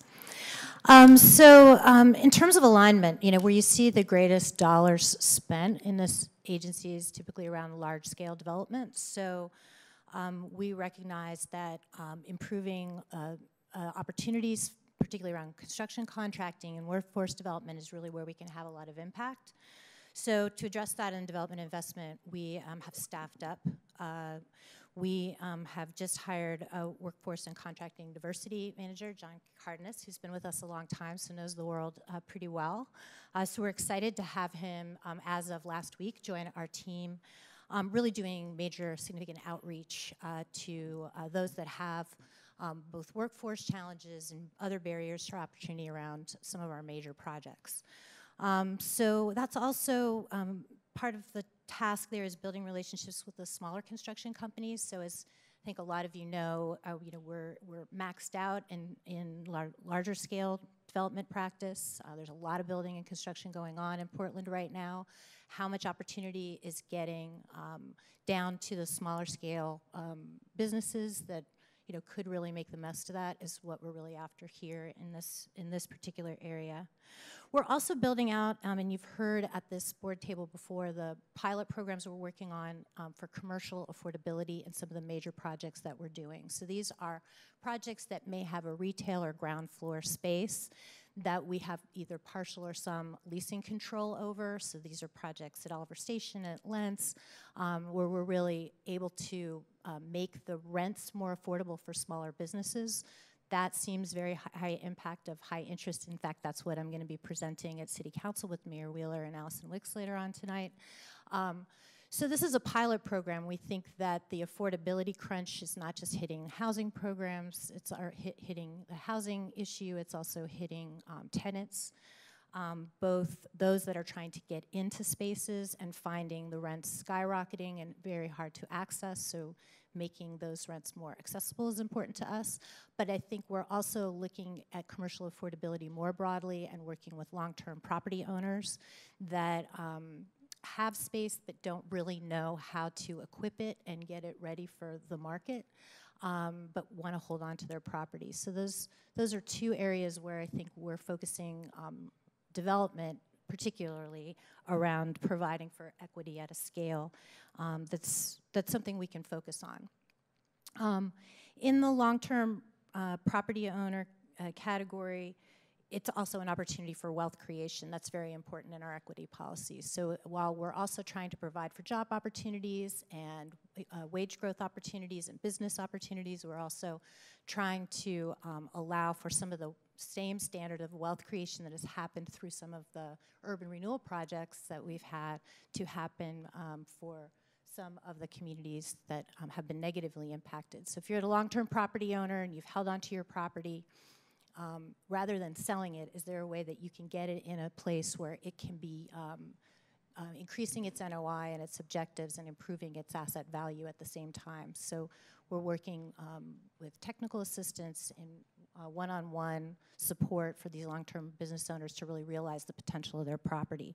And many of them are in communities of color, and they're just not as adept in understanding kind of the variables that go into it. We've got our technical team includes people that have been working on development projects here for many years, and really it's a matter of kind of equipping them better with knowledge base so they can make informed decisions, and also helping provide a ramp up to capital for them when they want to make investments to make these projects work. We're also working with Bobby's team in addressing systemic issues of access to capital for working capital for business. It's a big issue. There are many barriers. We don't fully understand them, and I think what we've acknowledged in our short time working together is working between our teams in economic development and investment are really going to prime the pump, if you will, to provide an on-ramp to major capital. We also have to look again at what the CRA regulations are doing in are our banking partners really playing ball at the level that we need them to provide for those that have not had sufficient access to capital? We feel that Prosper Portland can be that agent of change, and we're excited at working together that we can provide more opportunities for people to really get into the system of major capital performance. So just a few things that our team is working on during this calendar year, and we're going into next year with really optimistic ideas about how we're going forward. Thank you, Kira. Another update that we have is the information we made available at the end of last month in our website that is that relates to the business and workforce equity, performance, and that information is going to be updated on a monthly basis. And it's the first time in the history of the agency that we are providing that level of detail in which we can track pretty regularly the progress towards our 20% aspirational goal, how we're doing on contracts, and more importantly, it really allows us to assess and evaluate our efforts and how can we best support the work of our partners in achieving our goals, and also what are the learnings and opportunities for us to amend and update or reevaluate our policies and procedures to make sure that we're really supporting the people that we want to have access to job opportunities and contracts. The information that's listed, it's also, while our policy judges the progress based on availability, the information that we're posting is based on actual numbers that are being achieved through the contracts. This, what you have here is the business and equity performance data, and then the next slide is the workforce equity performance data. So on a monthly basis, both are going to be updated and analyzed internally with staff that directly work in this area, and that's one of the parts of the work that we're going to be working really closely with the Council for Economic and Racial Equity that we just recently launched as an agency. I also want to really thank Wendy Wilcox, John Cardenas, and Michael Gordon for working on this really hard, and they are going to be part of the team that's going to be looking at this information on a constant basis. The second update we're going to provide is around equity and investments, and this refers to Section 4.3 of the equity policy. This part of the policy is designed to ensure fair and equitable opportunities to promote prosperity in diverse communities, foster economic growth, and expand market competition through agreements with developers and contractors. For this part of the policy, Bobby is going to provide an update on how this plays out in economic development. And before he does, I'm just going to excuse myself, but thank you all for your attention. Thank you, Kira. Thank you. First of all, it's nice to have all the directors up here talking about social equity. Kimberly Branham and the leadership team, this has been on the front and center for all of us. We're new working together, but it's been a really exciting process to promote social equity across the board. Let me just give you some examples. Inclusive Business Resource Network, IBRN, that's a program that I think all of you had presentations over. Prosper Portland invests over $2.4 million in small business technical assistance called IBRN. It's a citywide program that leverages the power of partnership with our community organizations to provide intense services for 1,000 underrepresented entrepreneurs and small businesses, an additional 1,000 with short-term support services to stabilize, grow, and scale these businesses. In the Portland region, Prosper Portland is the largest investor in small business technical assistance. The Enterprise Zone program, all of you had a chance to look at that. We institutionalized public benefits behind it, and it's the first of its kind in the nation. And so we're very much in the forefront in helping trade sector companies to support underserved population and small businesses. Since 2014, the program has generated over $2.6 million to support the workforce training, IBRN program, and the previous presentation with the Neighborhood Prosperity Initiative Network. Economic Opportunity Program, which is a workforce development program. You also had a presentation about this prior, is the alignment of Prosper Portland's workforce development initiatives of $2.8 million with work systems to ensure over 1,600 underserved adults and youth get the workforce training needed to compete in today's economy. You heard about workforce navigators. This is also something that's very new. Prosper Portland recently expanded the workforce navigator program for neighborhood prosperity initiative districts to help underserved population access workforce training and career counseling services. From 2015, we have registered 782 individuals, 70% are people of color, and we expect the numbers to go up significantly now that we have an expanded program. Industry cluster program. Prosper Portland's works with local traded sector companies within our 4 industry clusters. You will get a presentation about this in the future. Athletic, outdoor, green cities, advanced manufacturing, and technology and media. The drivers of our economy.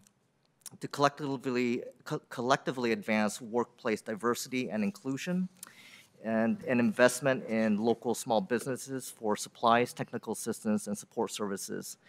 TechTown Diversity Pledge, which you'll hear about, I believe, in December, is a great example where we now have 22 tech firms like Cloudability, Posey, CrowdStreets, AWS, Elemental, Puppet, et cetera, on board for local hiring and career advancement of people of color and women.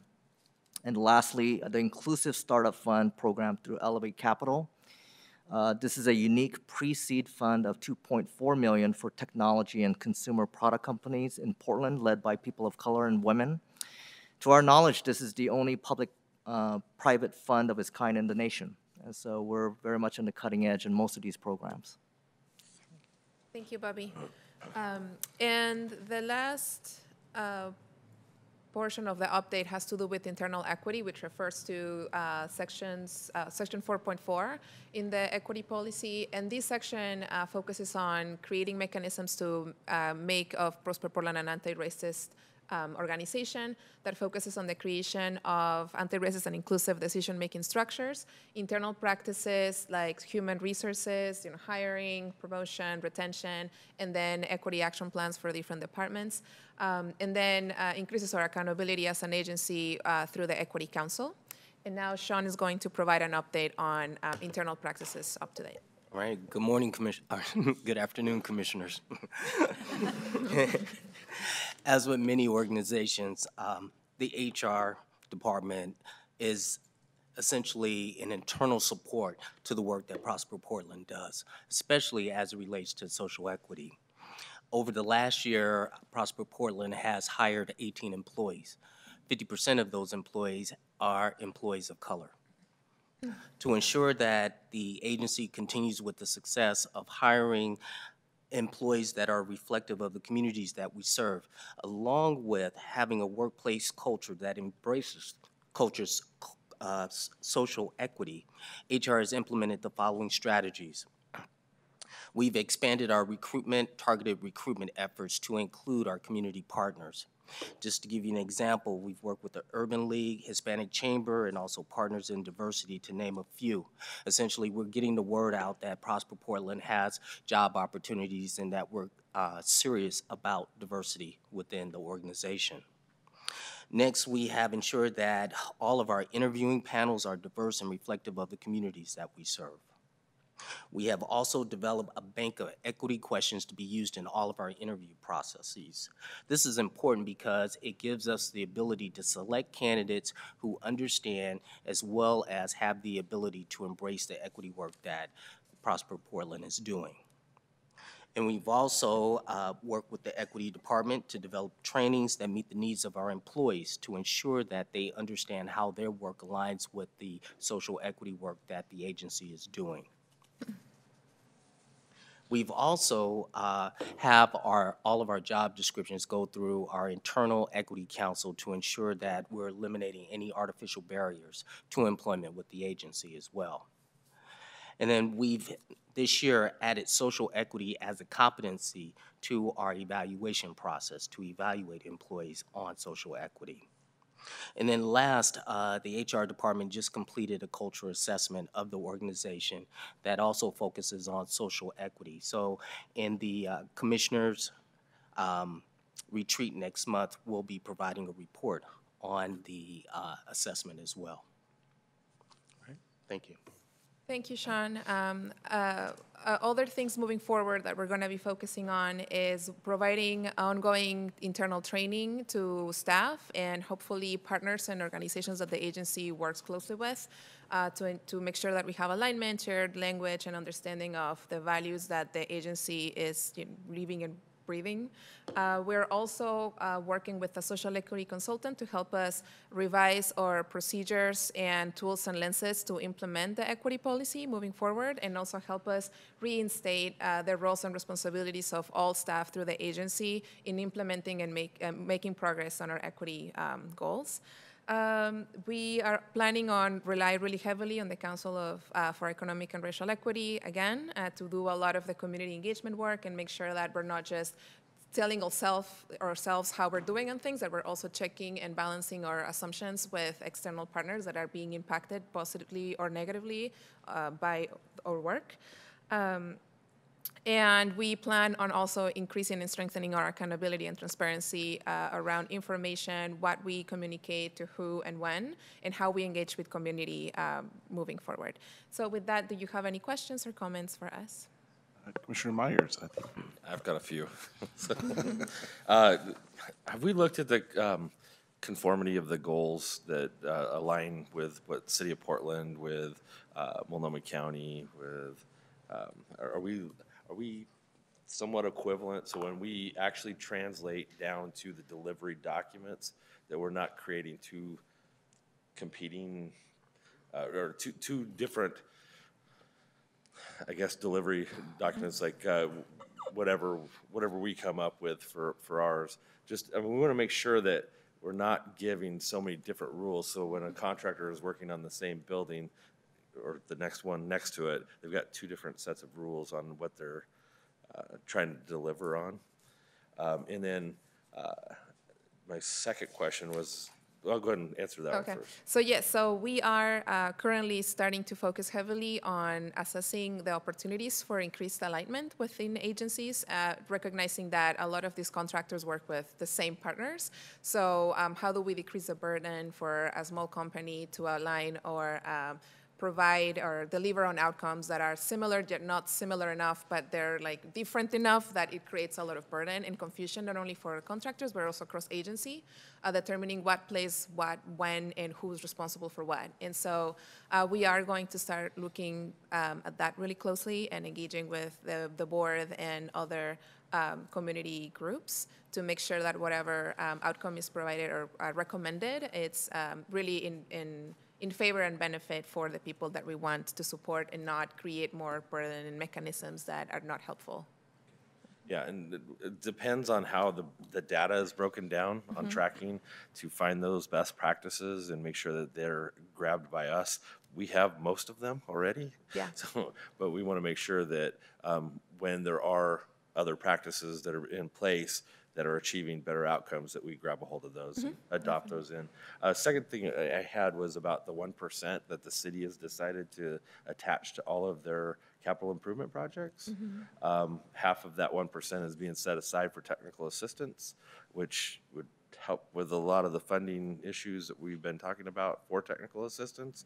The other half goes towards workforce development and contracting with WSI as the main delivery for workforce development and the pre-apprenticeship programs. I would urge us to look at that and maybe adopt something very similar, if not exactly the same thing that the city did. Thank you. Commissioner Platt. Thank you, everyone. That was really informative, and it's great work. I think it's kind of the heart of the pivot, as I see it, that the organization is making is around this work. So it's critical that we keep updated, and thank you for doing that.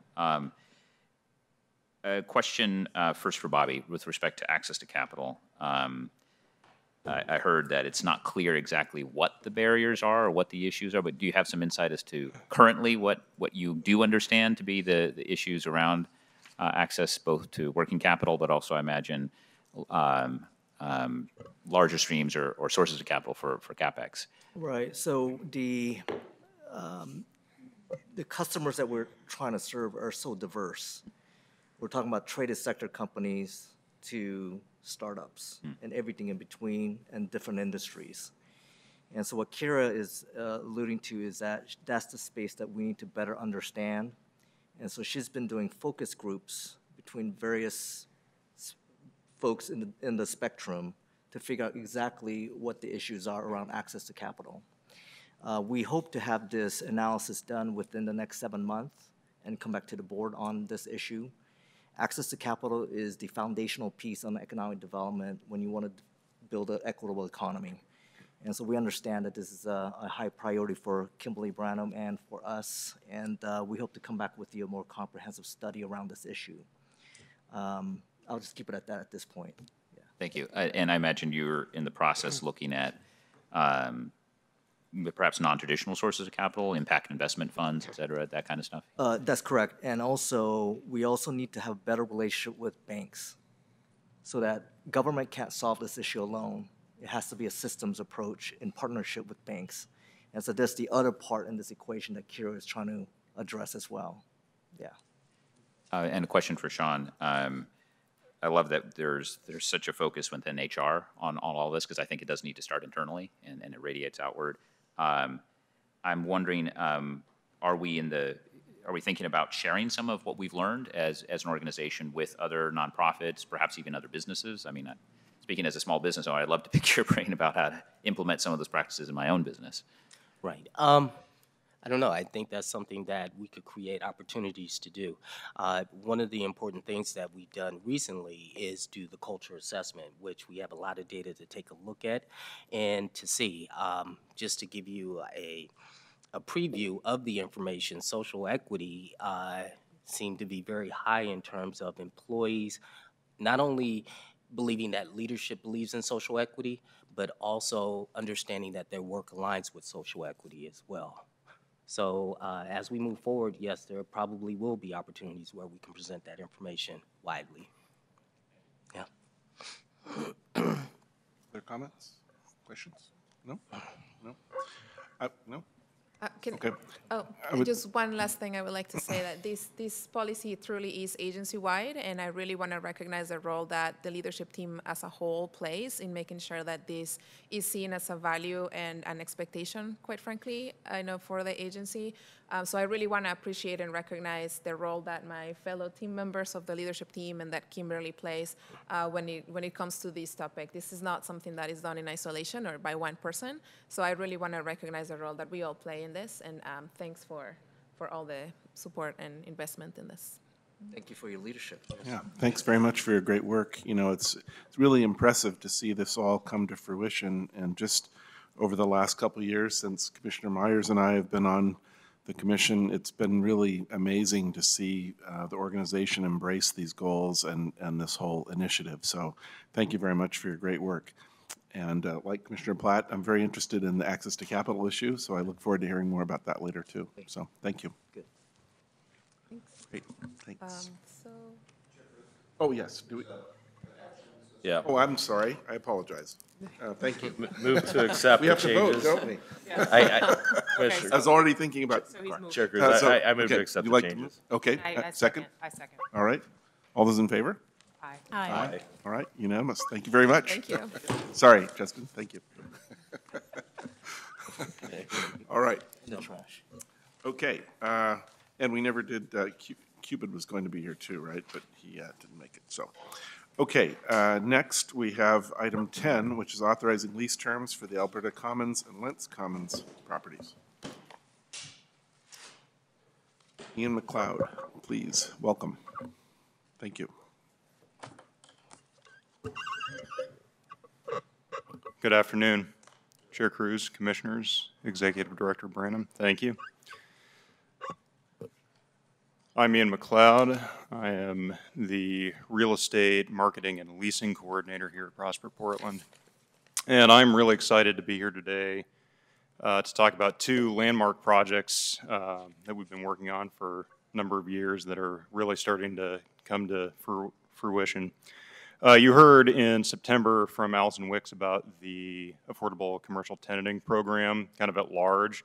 And there's a lot of different components to that pilot program, and one of those is space that Prosper Portland controls either through ownership or through leasehold interest. And the actions before you today will implement this program in 2 projects that we control, Alberta Commons and Lens Commons. This is an opportunity for the agency to deliver on the strategic plan goals around prosperity. Particularly these 2 projects provide wealth creation opportunities for small and promising businesses, including those owned by women, people of color, and those from low-income neighborhoods. So first we'll talk about Alberta Commons. This is a rendering of the building that's nearly complete. This is looking kind of southwest across northeast MLK. So the highlighted space here represents what we control. In total, it's about 5,100 square feet. And then in the north, which is this larger highlighted space on the right, will be divided likely into 3 bays, right around 1,000 square feet each. So that'll be an opportunity for 3 tenants. And then the southern bay, which is that smaller highlighted portion to the left, is about 1,800 square feet, and that'll likely be an opportunity for 1 tenant. Here's kind of an outline of the process. So back in 2015, the board authorized a disposition and development agreement with Majestic Realty, and at that same time approved a master lease where we would go back and lease roughly 50% of the non-anchor grocery space in the project. And then through 2016 and 17, we convened a tenant advisory committee, and obviously construction has been going on. Today, we have retained brokerage services, and we've been actively marketing the property. We have developed a list of potential tenants that we have been working closely with the tenant advisory committee to kind of vet through, make sure they're in line with the project goals. And then also, we're taking a really hard look at viability. And one of the last things we would want to do is set someone up for failure in these projects. And then into next year, tenants will be signing leases, doing tenant improvements, and then occupying the spaces and thriving in their location there. So what we're bringing today is kind of high-level deal points that we would like you to approve. So what we've done is look at kind of a minimum floor for those leases as well as a maximum lease term. And the rates were really developed kind of in line when the project was approved previously. So we've kind of carried that forward. One of the things we're looking at on both of these projects is providing a substantial discount to market that creates access and lowers barriers to entry, but also that can, as the lease progresses, kind of elevate so that in the long run, when particularly in Alberta Commons, when our master lease expires and these tenants will become direct tenants of the landlord, there's not a giant disconnect and a sticker shock there. So we anticipate probably doing leases at a higher rate than this, but this would give us kind of a minimum. And then the maximum term here would be for 15 years. That's in line with our master lease. And then that will, kind of burn down concurrent with our master lease there. And then target uses and businesses, we're really looking for active retail uses that are going to drive foot traffic and really activate these 2 corners that have been vacant for some time. And then also we're working closely with the tenant advisory committee to make sure that we really get a good complementary set of uses. We don't want to just do the first transaction that comes along. We want to really thoughtfully put together uses that are going to work and create a larger success for the whole project. Next, this is a rendering of Lens Commons. So this is a project that Prosper owns through an LLC that was created for this project. You can see this is looking at from the south, and there's sort of two bays of retail space highlighted here. We anticipate that these will be demised. Each of these bays will be demised into two smaller spaces for a total of 4 tenants, and 50% of that is in the ACT program, or Affordable Commercial Tenanting Program, and then 50% of that is at market rate. Here again is a timeline of this project. So in 2016, the board approved the project and formation of the LLC. And then through 2016 and 17, construction has been going on, and then we've also convened a tenant advisory committee for this project. These are made up of local small business owners and other community members to provide input on the process. And then we've also hired a broker to represent us on this project. So these two projects are really in parallel in terms of the time frame where we are today. So we've again got a kind of a short list of tenants that have expressed interest through an application and through the response to our marketing. We've worked through that with the committee and again have kind of a short list that we would like to really dive into deep negotiations and move forward. At this project, we're looking at slightly different terms. The market is not quite as well developed in this location, so the rental rate's a little bit lower at $15 a square foot. And something I'll highlight here is the type of lease term. So we're looking at triple net leases, which for kind of the wider audience that may be watching this, that means that's net of all expenses. So the tenant will pay that as a base rate, and then property taxes, building insurance, utilities, things like that will be prorated, and they'll pay that directly. And part of the reason why we're looking at that structure is that's almost universal in the retail market. So again, looking in the long-term structure kind of set people up for future success. And then at this location, because we own it and have long-term control, we're looking at slightly longer lease terms.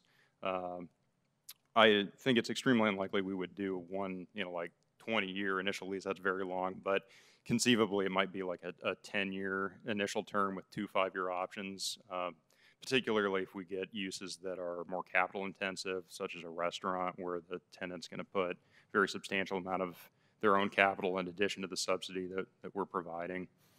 So to give them the security of having that space for a long time.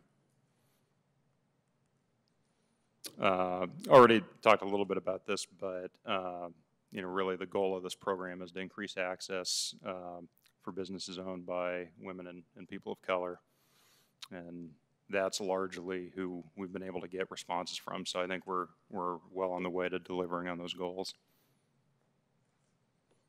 Questions? Questions? Just a small point of question of clarification. The what roughly is the market rate, according to your understanding, for these neighborhoods? And how have you indexed the affordable rate to that? Sure. So at Alberta Commons, the market rate space in the project is being marketed at about $30 a square foot. We are marketing our space currently at $22. So that's a fairly substantial discount there. That's kind of been developed with feedback from our broker and the tenant advisory committee, where they think is kind of attainable. And then in Lents, that is a little bit harder to point to specifically. There's not really comparable product type. This is Class A new construction, and these or developments that are going in Lents Town Center, which this is a part of, is the first product of that type. We're looking at probably a little bit lower, maybe $20 a square foot. Again, the very first leases are being done there. So, comments, questions?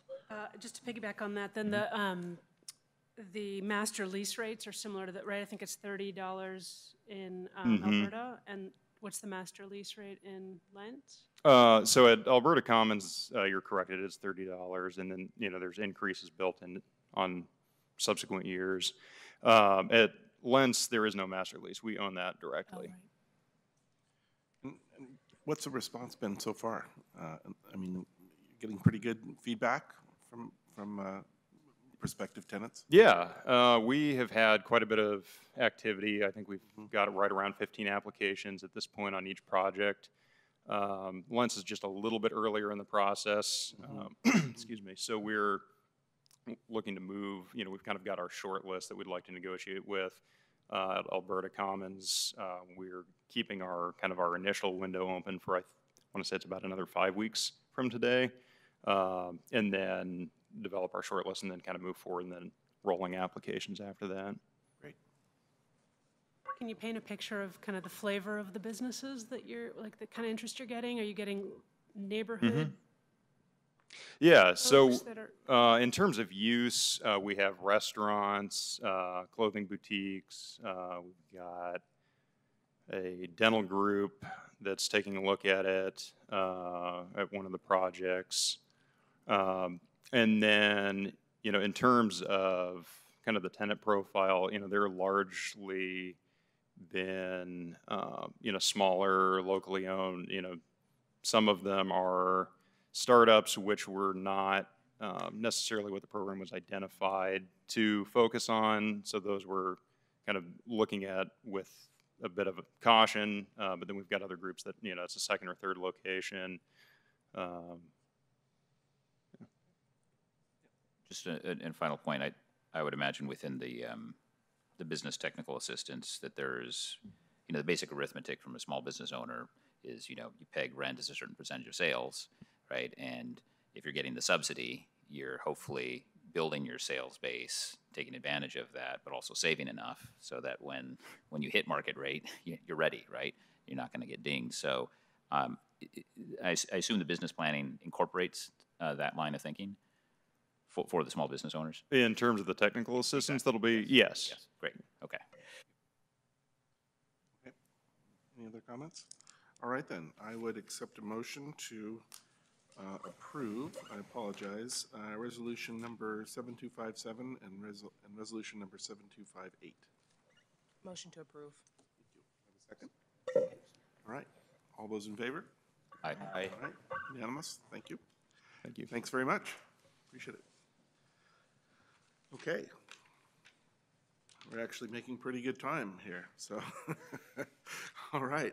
So our next action item is adopting budget amendment number 1 for the fiscal year beginning July 1, 2017 and ending July 30, 2018. And Tony Barnes will be joining us to discuss that. Welcome, Tony.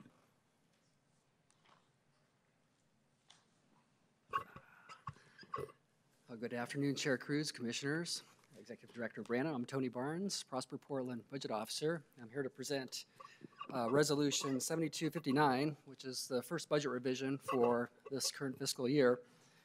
The purpose of this revision is to update the forecast as well as projects and programs in the current fiscal year budget. It updates the beginning cash balances as well as recognizing the property sale and loan collection estimates for the fiscal year that's been updated, and adjusting tax increment financing debt borrowings as needed for the fiscal year. And that's primarily based on updated project and program estimates that are included in this budget revision, which include timing accounting for things such as the Convention Center Hotel Garage, lending and real estate activity, and economic development program updates, as well as carryover from the prior fiscal year. We also have the Portland Housing Bureau adjustments for the TIF, tax increment financing set-aside budget that's been received from our partners at the Portland Housing Bureau, included in the budget. So a quick summary of our budget monitoring process that we go through annually. This first budget revision is an important step in that process where we're, as I mentioned, updating actual beginning cash balances, updating project program expenditures, but it's really important also for preparing for the next budget cycle, for the 18-19 budget cycle. So we know we have an accurate picture of our resources going into the budget cycle, and accurate estimates of projects that might need to be moved into the next fiscal year or somewhere else in the 5-year forecast. This also sets us up for, again, a second budget revision later in the fiscal year. So we'll be back in March or April to do a final amendment and update you on progress on implementing the budget. So at a high level, I'm going to walk through some of the changes by business line. And all the changes are provided in more detail in Exhibit A of the resolution. The first business line, administration, is increasing $147,000.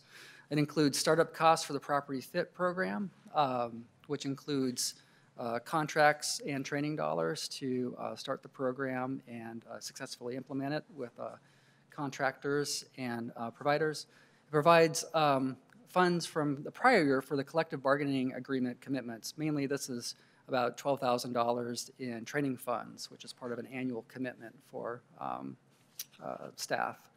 And then there's a Treasury Services intergovernmental agreement with the city that's part of an annual agreement, but was omitted from the adopted budget. So we wanted to make sure this was included. It's about $20,000 a year for the city, since the city manages cash on our behalf with the banks. Economic development increases about $1.5 million. This includes both general fund carryover for dollars that didn't spend last year from our $5.5 million contract for traded sector and community economic development programs. That's about $140,000 in carryover. And then also new funding that's appropriated. The new funding includes $100,000 for a grant to Apano for a project in the J District, as well as $50,000 for the Hill Block pre-development project, and $30,000 for a district manager. It's a third year of a district manager in Old Town Chinatown. All of these allocations were approved earlier this morning at the city budget amendment during the budget process, so we can continue to include them in our budget amendment here today. It also includes carryover for an intergovernmental agreement with the Bureau of Planning Sustainability for a $200,000 project related to the PALT Division Building Healthy Connected Communities project, which is in concert with the anticipated planned bus rapid transit project, working with small businesses in that area. And also a carryover grant resources related to the NPI programs that weren't spent last year for J District, Division Midway, and Parkrose. So we had some leftover dollars. We're moving them into this fiscal year to make sure they're available for those districts. Infrastructure is increasing $4.7 million. These, for the most part, include projects that are underway for Bond Avenue in North Macadam, neighborhood street improvements in Killingsworth, Halsey-Weiler, and Foster, but also includes the $200,000 increase to the IGA with parks for Gateway, which was the prior amendment on the consent agenda today. So we're incorporating all those changes in the budget. A majority of the changes are street improvements and street improvements that are under construction right now. And then finally, the last business line, property redevelopment, biggest increase overall due to the projects in the pipeline, $36 million. $15 million of that's related to the Convention Center Hotel Garage, which is will be under construction, and we are starting to make cash disbursements. But that will fall into next fiscal year as well. So $15 million this year, 15 and 18-19. There's also a $5 million commitment that's added from last year for the 10th and Yamhill Garage. It was an ongoing intergovernmental agreement that didn't spend last year, and that's anticipated to spend this year for the redevelopment of the garage. Some of the remaining dollars for the Centennial Mills project, $20 million was allocated to the project several years ago. About $14 million was spent in the demo. There's $6 million left.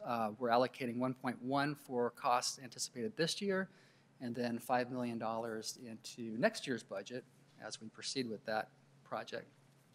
And there's also dollars related to the Old Town Chinatown Investment, River District, Downtown Waterfront, and Lincoln Station, the intergovernmental agreement with Portland State University. So it's an existing intergovernmental agreement. Dollars didn't spend last year. We're moving them into this year. This is specifically related to Lincoln Station's $2 million that's highlighted in the IGA for, I believe, land acquisition for a mixed-use project. So summing it all up, the resources, we're looking at change to beginning fund balance of about $75.6 million.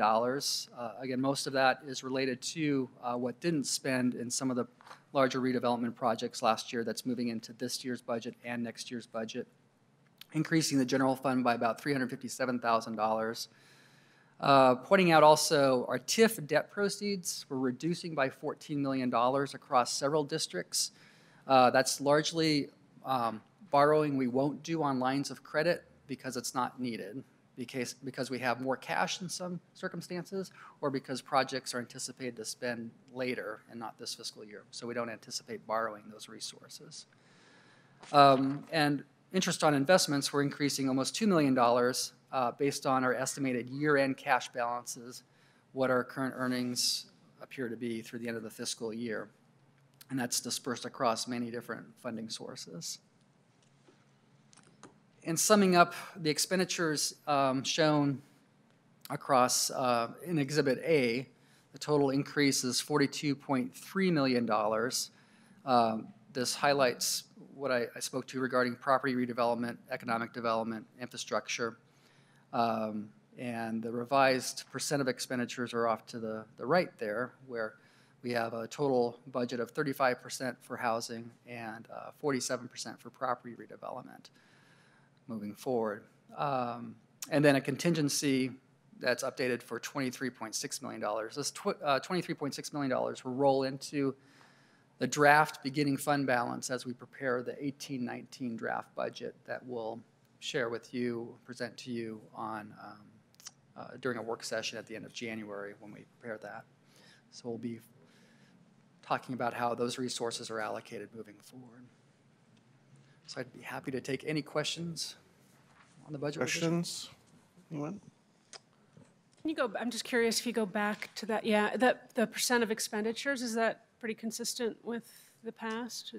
Yes, it is. The housing expenditures, 35.7%, that's a higher percent because this year is a really high amount for housing in the overall TIF set aside. It represents a couple things. It represents the higher 45% of new TIF resources going towards housing starting to be implemented, as well as a number of projects really starting to move forward that's been kind of in the pipeline. So I think in past years we've had housing at around anywhere from $40 to $60 million in expenditures.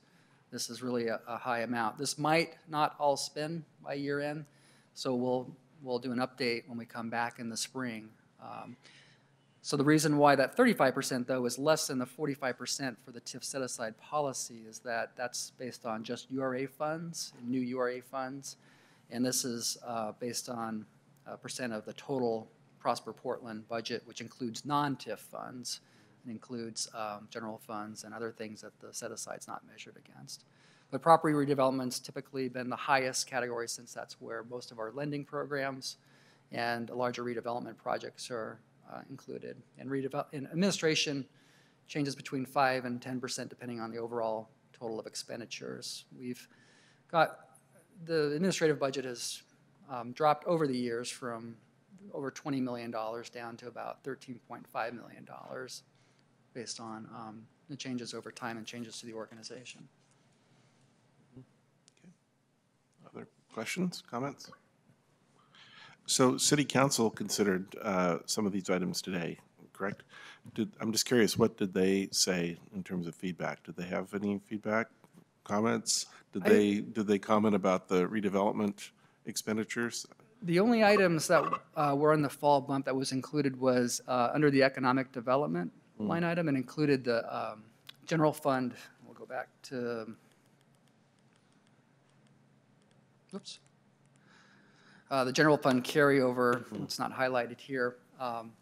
General fund dollars included about $140,000 from dollars that we had in contracts. And there was also the new funding of $180,000 for Apano, Old Town Chinatown District Manager, and $50,000 for the Hill Block pre-development expense. I came in during the middle of the meeting and don't think there was any discussion specifically regarding those items, so it was just added. Good. Okay. All right, any further comments? Are we okay? All right, then. I would accept a motion to adopt resolution number 7259. And So these are- moved. So moved. Do we have a second? Second. Thank you. All right, all those in favor? Aye. Aye. All right, unanimous. Thank you very much. Thank you. Thanks, Tony. Good work. Okay. If there are no further comments, the November 8, 2017 Prosper Portland Board of Commissioners meeting is now adjourned. How about that? I'm gonna get to the garage before it closes. You just like made it.